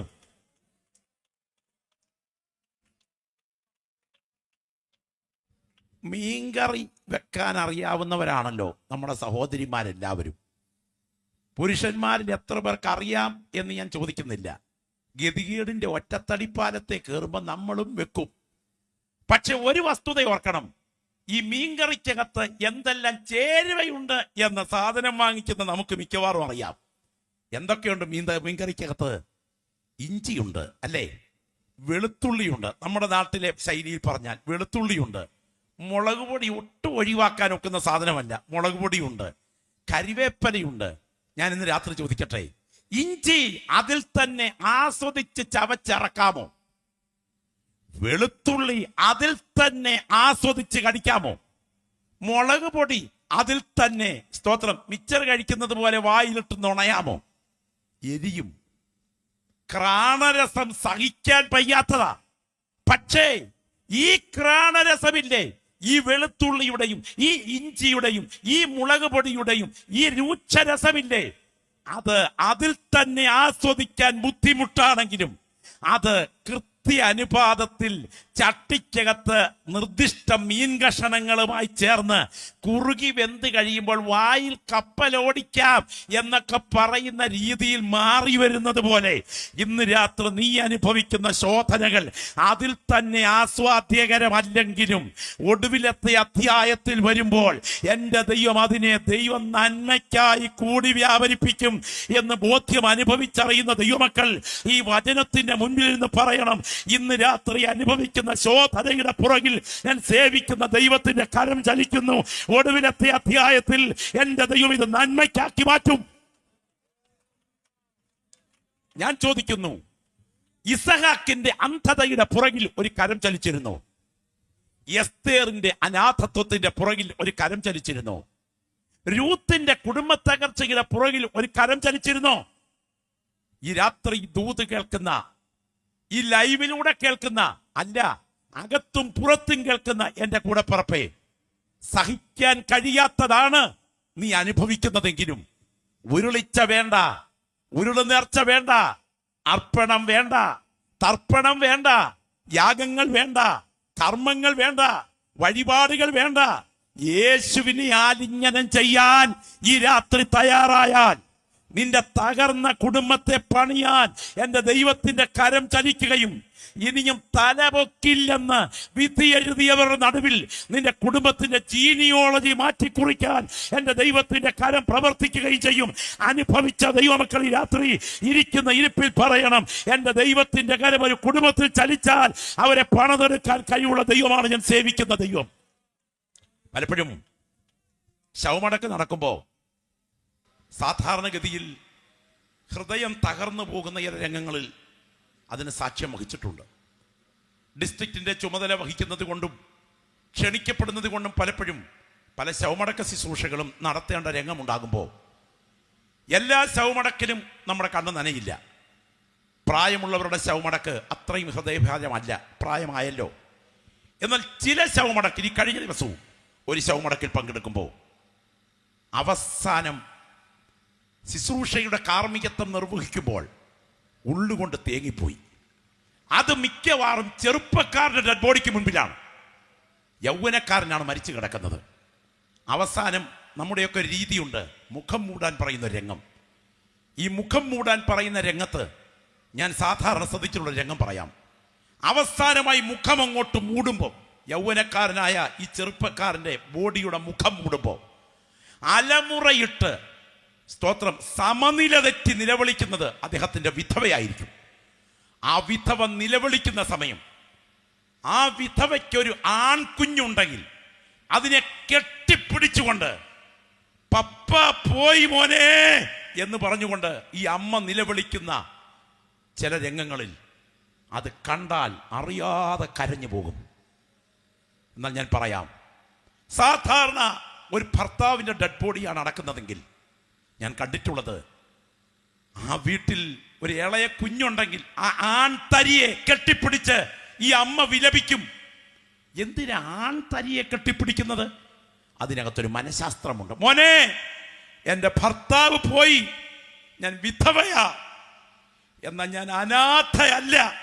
കാരണം എന്നെ നോക്കാൻ എൻ്റെ വാർദ്ധക്യത്തിൽ നീ എനിക്കുണ്ട്. ഇതാണ് ആൺകുഞ്ഞിനെ ഒരമ്മ കെട്ടിപ്പിടിച്ച് കരയുന്നതിൻ്റെ പുറകിലെ അർത്ഥം. ഞാൻ നിങ്ങളെ ഒരു വീട്ടിലേക്ക് ക്ഷണിക്കുന്നു. ആദ്യം ഭർത്താവിന്റെ ഡെഡ് ബോഡി പുറത്തുപോയി. അവൾ വിധവയായി. നവോമി തൊട്ടു പുറകിൽ 2 ആൺകുഞ്ഞുങ്ങളുടെ ഡെഡ് ബോഡി കൂടെ പുറത്തുപോയി. അവൾ അനാഥയായി. ഭർത്താവ് മാത്രമേ പോയുള്ളെങ്കിൽ വൈധവ്യമേ ഉള്ളൂ, അനാഥത്വമില്ല. എന്നാൽ വൈധവ്യവും അനാഥത്വവും അവളുടെ ജീവിതത്തെ ഉലച്ചു. ഓർക്കുക, നാട്ടുകാർ എന്തായിരിക്കും 3 ഡെഡ് ബോഡി ഒരു വീട്ടിൽ നിന്ന് ഇറങ്ങിപ്പോയാൽ പറയുക? ഇല്ല, ആ വീട് തകർന്നു, ഇനിയും അവർ തലപൊക്കില്ല. ഞാൻ പറയട്ടെ, വൈധവ്യവും അനാഥത്വവും തകർത്ത ആ കുടുംബത്തിൽ നിങ്ങൾ എന്നെ മാറാ എന്ന് വിളിപ്പീൻ എന്ന് നിലവിളിച്ച ആ സാധു സ്ത്രീയുടെ ഭവനം തകർന്നു എന്ന് പറഞ്ഞ ഇടത്ത് ബോവസിന്റെ ഭാര്യയായി, യേശുവിന്റെ വല്യമ്മച്ചയായി, ദാവീദിന്റെ വല്യമ്മച്ചി പദം അലങ്കരിക്കത്തക്ക വിധം എന്റെ ദൈവം കുടുംബത്തിന്റെ ചരിത്രം മാറ്റിയ ദൈവമാണെങ്കിൽ ഈ ദൂതി രാത്രി കേട്ടുകൊണ്ടിരിക്കുമ്പോൾ നീ കർത്താവിനെ ആലിംഗനം ചെയ്യാൻ ചുവട് വെച്ചാൽ നിന്റെ തകർന്ന കുടുംബത്തെ പണിതെടുക്കാൻ കഴിവുള്ളവരാണ് ഞങ്ങൾ സേവിക്കുന്ന ദൈവമെന്ന് ബോധ്യമുള്ള ദൈവമക്കൾ ഈ രാത്രി വിളിച്ചു പറയണം, എന്റെ ശോധനയുടെ പുറകിൽ ഒരു കരം ഞാൻ കാണുന്നു.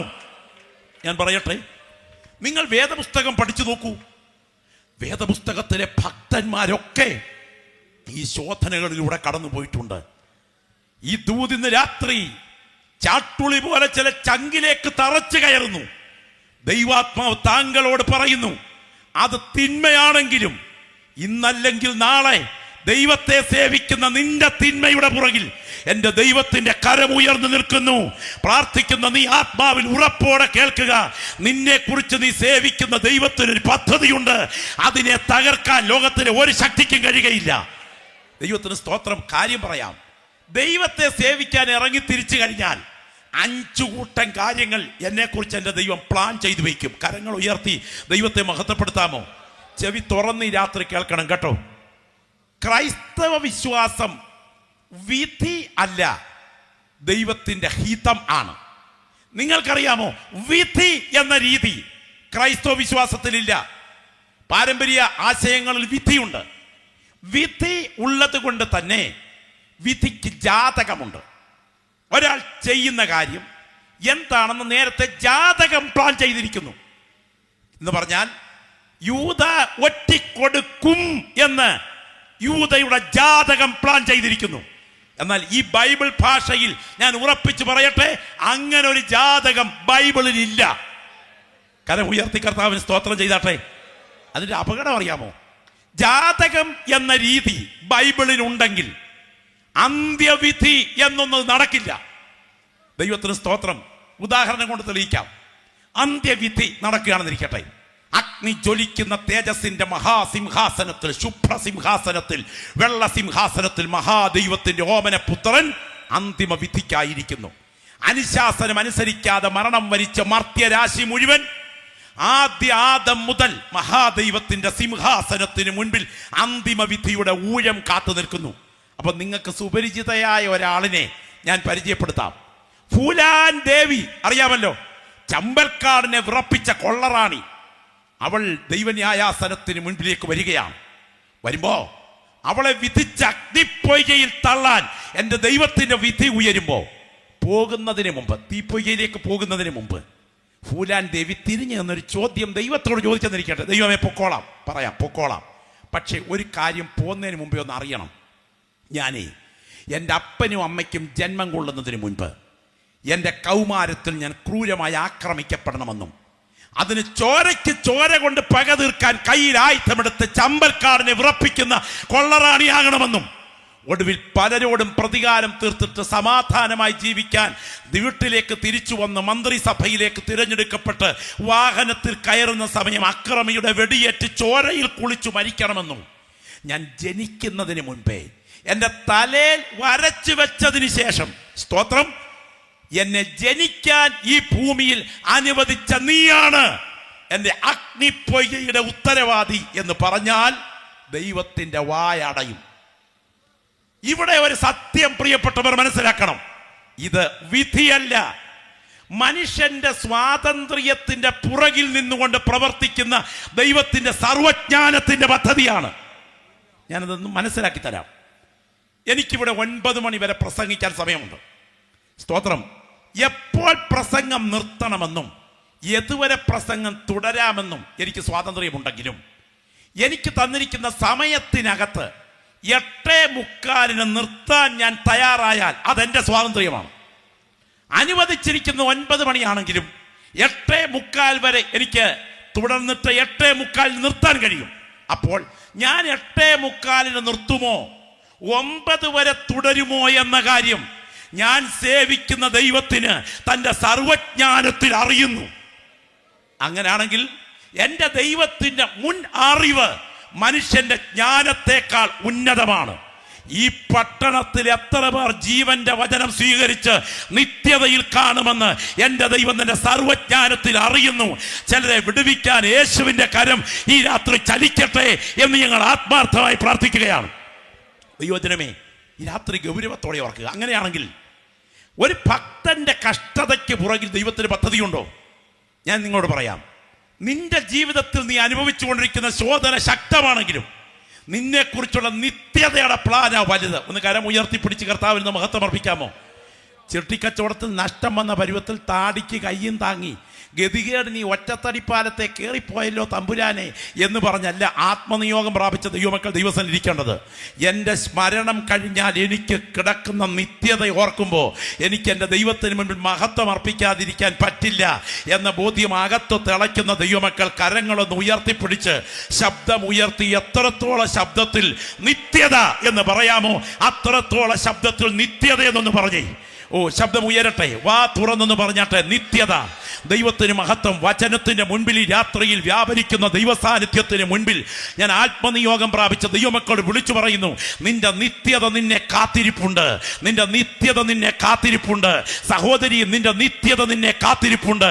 6 അടി മണ്ണിൽ നീറിയൊടുങ്ങുന്ന ഒരു മാംസപിണ്ഡമല്ല ഇവിടെ 2 കാൽ എഴുന്നേറ്റ് നിന്ന് ദൈവത്തെ മഹത്വപ്പെടുത്തുന്ന നീ കല്ലറയ്ക്കപ്പുറത്ത് നിന്റെ നിത്യത നിന്നെ കാത്തിരിപ്പുണ്ട് എന്ന ബോധ്യമൊന്ന് അകത്ത് ഭരിച്ചാൽ ഇരിക്കുന്ന ഇരിപ്പിൽ സ്വപ്നം കാണേണ്ടത് നിന്റെ ബാങ്കിന്റെ ബാലൻസ് അല്ല, ആത്മാവിൽ സ്വപ്നം കാണേണ്ടത് ദൈവത്തിന് സ്തോത്രം മുത്തുമയമായി വിളങ്ങും പട്ടണമാണത്. പുത്തൻ യെരൂശലേം പുരം തത്ര ശോഭിതം, വീതി സ്വച്ഛ സ്ഫടിക തുല്യ തങ്ക നിർമ്മിതമാം. തങ്കതേ, ഈ രാത്രി വചനം കേൾക്കുന്ന ദൈവമക്കൾക്ക് എത്ര പേർക്ക് ആ രംഗം ഓർത്തൊന്ന് ദൈവത്തെ ആരാധിക്കാൻ കഴിയും? പിന്നെ നമ്മളെ സംബന്ധിച്ചിടത്തോളം ഇതൊന്നും പറഞ്ഞാൽ ഇന്നത്തെ ഭൗമലോകത്തിന് പിടിക്കത്തില്ല. കാരണം ഇടത്തും വലത്തും ഇരിക്കുന്നവൻ പോയാലും പുറകിലും മുന്നിലും ഇരിക്കുന്നയാൾ പോയാലും ഞാൻ മാത്രം ചിരഞ്ജീവിയായിട്ട് ഇവിടെ കാണും എന്ന ചിന്തയാണ് നമ്മുടെയൊക്കെ മനസ്സിനെ ഭരിക്കുന്നത്. ദൈവത്തിന് സ്തോത്രം. ഈ കഴിഞ്ഞ ദിവസം ഭക്തന്മാർക്ക് കഷ്ടതയുണ്ടെന്നും അപ്പോസ്തോലിക പിതാക്കന്മാരിൽ യോഹന്നാൻ ഒഴികെ മുഴുവൻ ആളുകളും കടന്നുപോയത് ഇന്ന കഷ്ടതയിലൂടെയാണെന്നും പറഞ്ഞപ്പം ഒരു പരമാർത്ഥിയായ ഒരു സഹോദരൻ എന്നോട് പറഞ്ഞൊരു വാചകം, പാസ്റ്ററെ, പലയിടത്തെയും പ്രതിസന്ധിക്കകത്തുനിന്ന് രക്ഷപ്പെടാനാണ് ഈ പെന്തിക്കോസ്തിൽ നിന്ന് വരുന്നത്. ഇവിടെ വന്നു കഴിഞ്ഞപ്പോൾ ഇനിയും വരാൻ പോകുന്നു കഷ്ടത എന്ന് പറഞ്ഞാൽ എന്തിനാ ഇങ്ങോട്ട് ഇറങ്ങിയതെന്നല്ലേ ഞങ്ങൾ ചിന്തിക്കൂ. ഈ രാത്രി അതാണ് അതിൻ്റെ അർത്ഥം. നിന്റെ മനസ്സിനകത്ത് ഇത് കയറി പറ്റിയിട്ടില്ല. ഞാൻ ഇന്ന് രാത്രി പറയട്ടെ, ഈ ശുശ്രൂഷകന്മാരായ ശിഷ്യന്മാർ ഇത്രയും ശോധനയുടെ കടന്നു പോയിട്ടും അവരുടെ ജീവൻ ബലിയർപ്പിച്ചുകൊണ്ട് നിൽക്കാൻ കാര്യമെന്തെന്നറിയാമോ? ഞാൻ മീൻ പിടിക്കാൻ പോകുന്നു എന്ന് പറഞ്ഞ് ശിഷ്യന്മാരെ കൂട്ടി ഗലീല കടലിൽ മീൻ പിടിച്ചുകൊണ്ടിരിക്കുമ്പോൾ കുഞ്ഞുങ്ങളെ കൂട്ടുവാൻ വല്ലതുമുണ്ടോ എന്ന് പറഞ്ഞ് കരയ്ക്കൂടെ നടന്ന് നീങ്ങിയവനെ ശ്രദ്ധിച്ചപ്പോൾ മനസ്സിലായത് മറ്റാരുമല്ല, കഴിഞ്ഞ 2 ദിവസം മുൻപ് പഴന്തുണി കഷണം പോലെ, ഓ ദൈവത്തിന് സ്തോത്രം, മോറിയതേ കല്ലറയിൽ അതേ അടക്കപ്പെട്ട് കാൽവറിയിൽ പിടഞ്ഞു മരിച്ച എൻ്റെ രക്ഷകൻ മരണത്തെ ജയിച്ച് ഉയർത്തെഴുന്നേറ്റ് നടന്നു നീങ്ങുന്ന രംഗം കണ്ടപ്പോൾ മനസ്സിലായി കല്ലറയ്ക്കപ്പുറത്തൊരു യാഥാർത്ഥ്യമുണ്ട്. ഈ രാത്രി വചനത്തിന് മുൻപിലിരിക്കുന്ന ദൈവപൈതലേ, നിന്നെ കുറിച്ച് എൻ്റെ ദൈവത്തിന് പദ്ധതിയുണ്ട്. ആ പദ്ധതിയെ തകർക്കാൻ ഒരു ഇരുട്ടിന്റെ ശക്തികൾക്ക് കഴിയുകയില്ലെന്ന് തിരിച്ചറിയുന്ന നിന്റെ മനസ്സിൽ വ്യാപരിച്ചിരിക്കുന്ന നിരാശയുടെ കെട്ടുകളെ ദൈവാത്മീയ രാത്രി എടുത്തു മാറ്റാൻ ആഗ്രഹിക്കുന്നു. ആത്മാവിൽ പറയാം, ഞാൻ നിത്യതയ്ക്കായി വിളിക്കപ്പെട്ടവനാണ്. ദൈവത്തിന് സ്തോത്രം. ഞാൻ ഓർക്കുകയാണ്, ശാരീരികമായും മാനസികമായും ഒരുപോലെ കരുത്തനായ വേദപുസ്തകത്തിലെ അസാധാരണമായ ഒരു വ്യക്തിത്വമുണ്ട്. അത് ദൈവത്തിന്റെ ദാസനായ ഏലിയാവാണ്. അദ്ദേഹം ശാരീരികമായിട്ടും കരുത്തനായിരുന്നു, മാനസികമായിട്ടും കരുത്തനായിരുന്നു. മാനസികമായി കരുത്തനായിരുന്നു എന്ന് ചോദിച്ചാൽ, വേട്ടപ്പട്ടിയെപ്പോലെ കരിമ്പൂച്ചകൾ കാവൽ നിൽക്കുന്ന കൊട്ടാരത്തിനകത്തേക്ക് ഇതാ ഓടിക്കയറിയിട്ട് രാജാവിൻ്റെ മുഖത്ത് ചൂണ്ടി, ഞാൻ പറഞ്ഞിട്ടല്ലാതെ ഈ ആണ്ടിൽ മഞ്ഞും മഴയും ഉണ്ടാകുകയില്ലെന്ന് പറയത്തക്ക വിധം ആകാശം പൂട്ടിക്കെട്ടി പോക്കറ്റിൽ താക്കോലിട്ട് കറക്കണമെങ്കിൽ അതൊരു അസാധാരണ ധൈര്യം തന്നെയാണ്. സ്തോത്രം. കെരീത്തിൽ മുട്ടുമടക്കിയിരിക്കുമ്പോൾ ഇറച്ചി കിട്ടിയാൽ കുടല് പൊട്ടിയാലും കൊടുക്കാത്ത ജീവിയായ കാക്കയുടെ തലയ്ക്കകത്ത് ഈ വണ്ടിക്കകത്ത് കയറുമ്പോൾ അഡ്രസ്സിന് GPS സിസ്റ്റം ഇടുമ്പോൾ ഇടത്തോട്ടോ വലത്തോട്ടോ മുന്നോട്ടോ പുറകോട്ട് എന്ന് പറയുന്നത് പോലെ കാക്കയുടെ തലയ്ക്കകത്ത് GPS വെച്ച് കെരീത്തിലേക്ക് ഇറച്ചി കൊണ്ടുപോയി കൊടുക്കത്തക്ക വിധം ദൈവത്തിൻ്റെ കരുതൽ അനുഭവിച്ച ദൈവപൈതലായി ദൈവദാസൻ. ദൈവത്തിന് സ്തോത്രം. ഒടുവിൽ അദ്ദേഹം മോറി അതേ പർവ്വതത്തിന് മുകളിൽ കർമ്മേൽ കൊടുമുടിയുടെ മുകളിൽ ഒരു പ്രത്യേക ഘട്ടത്തിൽ വെല്ലുവിളിക്ക് മുൻപിൽ ബാലിന്റെയും അശേരയുടെ പ്രവാചകന്മാരെ പരിഹസിക്കുന്ന സമയം അസാധാരണ ധൈര്യമായിരുന്നു. ഒടുവിലത്തെ രംഗം നിങ്ങൾ ശ്രദ്ധിക്കണം. സ്തോത്രം. ഒടുവിൽ അവർ ആരും രക്ഷപ്പെടാതിരിക്കത്തക്ക വിധം ഒറ്റ വാക്കിൽ പ്രാർത്ഥിച്ച് ആകാശത്തുനിന്ന് തീ യാഗപീഠത്തിൽ കത്തിച്ചിറക്കിയിട്ട് ഒരു യുദ്ധവീരനായിട്ട് അങ്ങ് മാറി. എന്നിട്ട് ഊരിയ വാൾ കൊണ്ട് സകലത്തെയും വെട്ടി നുറുക്കത്തക്ക വിധം അദ്ദേഹത്തിന്റെ കായികക്ഷമത ശക്തമായിരുന്നു. നിങ്ങൾക്കറിയാമോ, ദൈവത്തിന് സ്തോത്രം, ഈജിപ്ഷ്യൻ പെൺകുതിരകളെ കെട്ടിയോടുന്ന മിസ്രയേമ്യ രഥങ്ങൾക്ക് മുൻപിൽ ആഹാബിന്റെ രഥത്തിന്റെ പുറകിലെ മുൻപിലോടാൻ അദ്ദേഹത്തിന്റെ മാംസപേശികൾക്ക് ഒരു മാരത്തേൻ ഓട്ടത്തിന്റെ കരുത്താണ് എൻ്റെ ദൈവം പകർന്നത്. അപ്പം ഇദ്ദേഹം ശാരീരികമായും കരുത്തനായിരുന്നു, ഇദ്ദേഹം മാനസികമായി കരുത്തനായിരുന്നു. എന്നാൽ ഒരു ഭീഷണി വാക്കിന് മുൻപിൽ ഒരു ചൂരച്ചെടിയുടെ ചുവട്ടിലേക്ക് വലിഞ്ഞു കയറിയിട്ട് ഈ ദൈവദാസൻ മരണം കൊതിക്കുകയാണ്. ഞാൻ ഈ രാത്രി ഇവിടെ നിന്നുകൊണ്ട് മുമ്പേ പറഞ്ഞ ഭാഷ ഒന്ന് തിരിച്ചു പറയാം. ഏലിയാവിൻ്റെ ദൈവത്തിൻ്റെ ജാതക പദ്ധതി ഒന്ന് മനസ്സിലാക്കാൻ ഒരവസരമുണ്ടെങ്കിൽ തിസ്ബിയുടെ മലങ്കാടുകൾക്കിടയിൽ പ്രാർത്ഥനാ നിരതനായിരിക്കണം. ഒടുവിലൊരു കൊടുങ്കാറ്റ് പോലെ ഈ കൊട്ടാരത്തിൽ വന്ന് രാജാവിനോട് ദൂതറിയിക്കണം. അതിനുശേഷം കെരീത്തിൽ നിന്ന് കാക്കച്ചുണ്ടിൽ നിന്ന് കഴിച്ച് കാട്ടുറവയിൽ നിന്ന് വെള്ളം കുടിക്കണം. അതിനുശേഷം സ്തോത്രം സരേപ്തയിലെ വിധവയുടെ വീട്ടിലെത്തി കലത്തിൽ സൂപ്പർനാച്ചുറൽ ഉറവ തുറന്നു വെച്ച് അത്ഭുതം ചെയ്യണം. അവളുടെ മകളെ ജീവനിലേക്ക് കൈപിടിച്ച് കയറ്റണം. 2 രാജാക്കന്മാരെ അഭിഷേകം ചെയ്യണം. ബാലിന്റെയും അശേരയുടെയും പ്രവാചകന്മാരെ വെട്ടി നിരത്തണം. അതിനുശേഷം ശിഷ്യൻ ഏലിശയോടുകൂടെ യോർദാന്റെ അങ്ങേ കരയിൽ കൈകോർത്ത് നീങ്ങണം. അവരെല്ലാവരും നോക്കി നിൽക്കേ, അഥവാ ഏലിശ നോക്കി നിൽക്കേ, ആകാശത്ത് നിന്ന് അഗ്നി അതെ തീ ജ്വലിക്കുന്ന ആ രഥം ഇങ്ങോട്ട് ഇറങ്ങി വരണം. അതിൽ കയറിയിരുന്ന പർദീസയിലേക്ക് പറന്ന് കയറണം. ഇന്ന് രാത്രി ഇവിടെ യോഗം നടക്കുമ്പോഴും അവൻ മനുഷ്യ മാംസത്തിൽ മുകളിൽ വസിക്കണം. യേശു ഈ ലോകത്തിൽ വരുമ്പോൾ അവന് ബലം പകരേണ്ടതിന് ദൈവത്തിന് സ്തോത്രം മറുരൂപ മലയിൽ അവന്റെ കൺമുൻപിൽ വെളിപ്പെട്ടു വരണം. വീണ്ടും മുകളിലോട്ട് കയറിപ്പോകണം.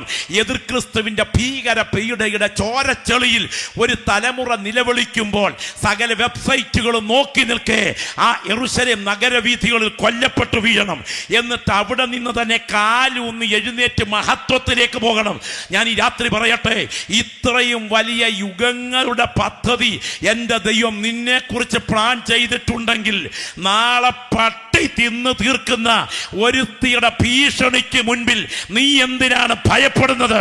പരിശുദ്ധാത്മാവ് രാത്രി ഇതിനകത്തിരുന്ന് ആരാധിക്കുന്ന ദൈവമക്കളുടെ ആത്മാവിൽ പറയട്ടെ, നിന്റെ ജീവന്റെ പുറകിൽ ഒരു ദൈവ പദ്ധതി മറഞ്ഞിരിപ്പുണ്ടെങ്കിൽ നിന്നെ തകർക്കാൻ ഒരു ഇരുട്ടിന്റെ ശക്തികൾക്കും കഴിയുകയില്ലെന്ന് ആത്മാവിൽ തിരിച്ചറിയുന്ന ദൈവമക്കൾ ഈ രാത്രി വാ തുറന്ന് വിളിച്ചു പറയണം, എൻ്റെ ജീവന്റെ പുറകിൽ ദൈവത്തിന്റെ പദ്ധതി മറഞ്ഞിരിക്കുന്നു. അതുകൊണ്ട് ദൈവസന്നിധിയിൽ ദൈവത്തെ ആരാധിക്കുന്ന ദൈവമക്കൾ ഇരിക്കുന്ന കസേരയിൽ ഇരുന്ന് ആത്മാവിൽ പറഞ്ഞാട്ടെ, ദൈവം നമുക്ക് അനുകൂലമെങ്കിൽ പ്രതികൂലമാര്? സ്വന്തം പുത്രനെ ആദരിക്കാതെ എനിക്ക് ഏൽപ്പിച്ചു തന്നവൻ അവനോടുകൂടെ സകലതും നൽകാതിരിക്കുമോ? യേശു നിന്റെ സ്വന്തമാണെങ്കിൽ നിത്യത നിന്റെ സ്വന്തമാണ്. ഈ രാത്രി പറയട്ടെ, മരണഭയം സ്വാഭാവികമാണ്. എന്നാൽ മരണഭയത്തെ വെല്ലുന്ന ശക്തിയാണ് ഈ നിർണയത്തിന്റെ ധൈര്യം. കരമുയർത്തി കർത്താവിന് സ്തോത്രം ചെയ്യാമോ? ഒരിക്കൽ കൂടെ ആവർത്തിക്കുന്നു, മരണഭയത്തെ വെല്ലുന്ന ധൈര്യമാണ് ഈ നിത്യതയുടെ ധൈര്യം. അതിന് യേശു മാത്രമാണ് കാരണക്കാരൻ. ഇന്നേക്ക് ചില വർഷങ്ങൾക്ക് പുറകിൽ ദൈവത്തിന് സ്തോത്രം, നാണു എന്ന ഒരു അക്രൈസ്തവ സഹോദരനെ വിയൂർ ജയിലിൽ തൂക്കിക്കൊല്ലാൻ തീരുമാനിച്ചിരിക്കുന്നു. തൂക്കിക്കൊല്ലാൻ തീരുമാനിച്ചതിൻ്റെ ഒരു കാരണമുണ്ട്.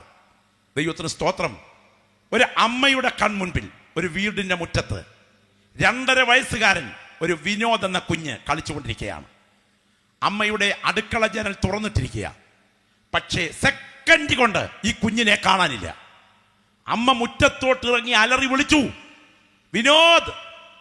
പരിസരങ്ങളിൽ മുഴങ്ങിയ ശബ്ദം വനരോധനമായി. നാട്ടുകാരോടിക്കൂടി, ദേശം അരിച്ചുപിറക്കി. ഒടുവിൽ അധികം വിദൂരമല്ലാത്തൊരു സ്ഥലത്ത് ഒരു മുളങ്കാടിനകത്ത് കഴുത്ത് ഞെക്കിക്കൊന്ന പരുവത്തിൽ ആ വെളുത്ത ദൈവത്തിന് സ്തോത്രം മാലാഖ പോലുള്ള കൊച്ചു കുഞ്ഞിൻ്റെ ഡെഡ് ബോഡി കണ്ടെടുത്തു. അതിൻ്റെ കഴുത്തിലെ 2.5 പവൻ സ്വർണം മോഷ്ടിക്കപ്പെട്ടു. അധികം താമസിക്കാതെ കുറ്റവാളിയെ ഗവൺമെന്റ് പോലീസുകാർ പിടിച്ചു. നാണു അദ്ദേഹത്തെ അറസ്റ്റ് ചെയ്തു. അവസാനം അദ്ദേഹത്തെ തൂക്കിക്കൊല്ലാൻ തീരുമാനിച്ചു. തൂക്കിക്കൊലയ്ക്ക് ഡേറ്റുകൾ ക്രമീകരിച്ച് കിടക്കുമ്പോൾ ഒരു കർത്തൃദാസൻ ആ ജയിലറയിലേക്ക് ചെന്നു. അദ്ദേഹം ഒരു പുതിയ നിയമത്തിൻ്റെ പ്രതി ഈ കുറ്റവാളിക്ക് നേരെ നീട്ടി.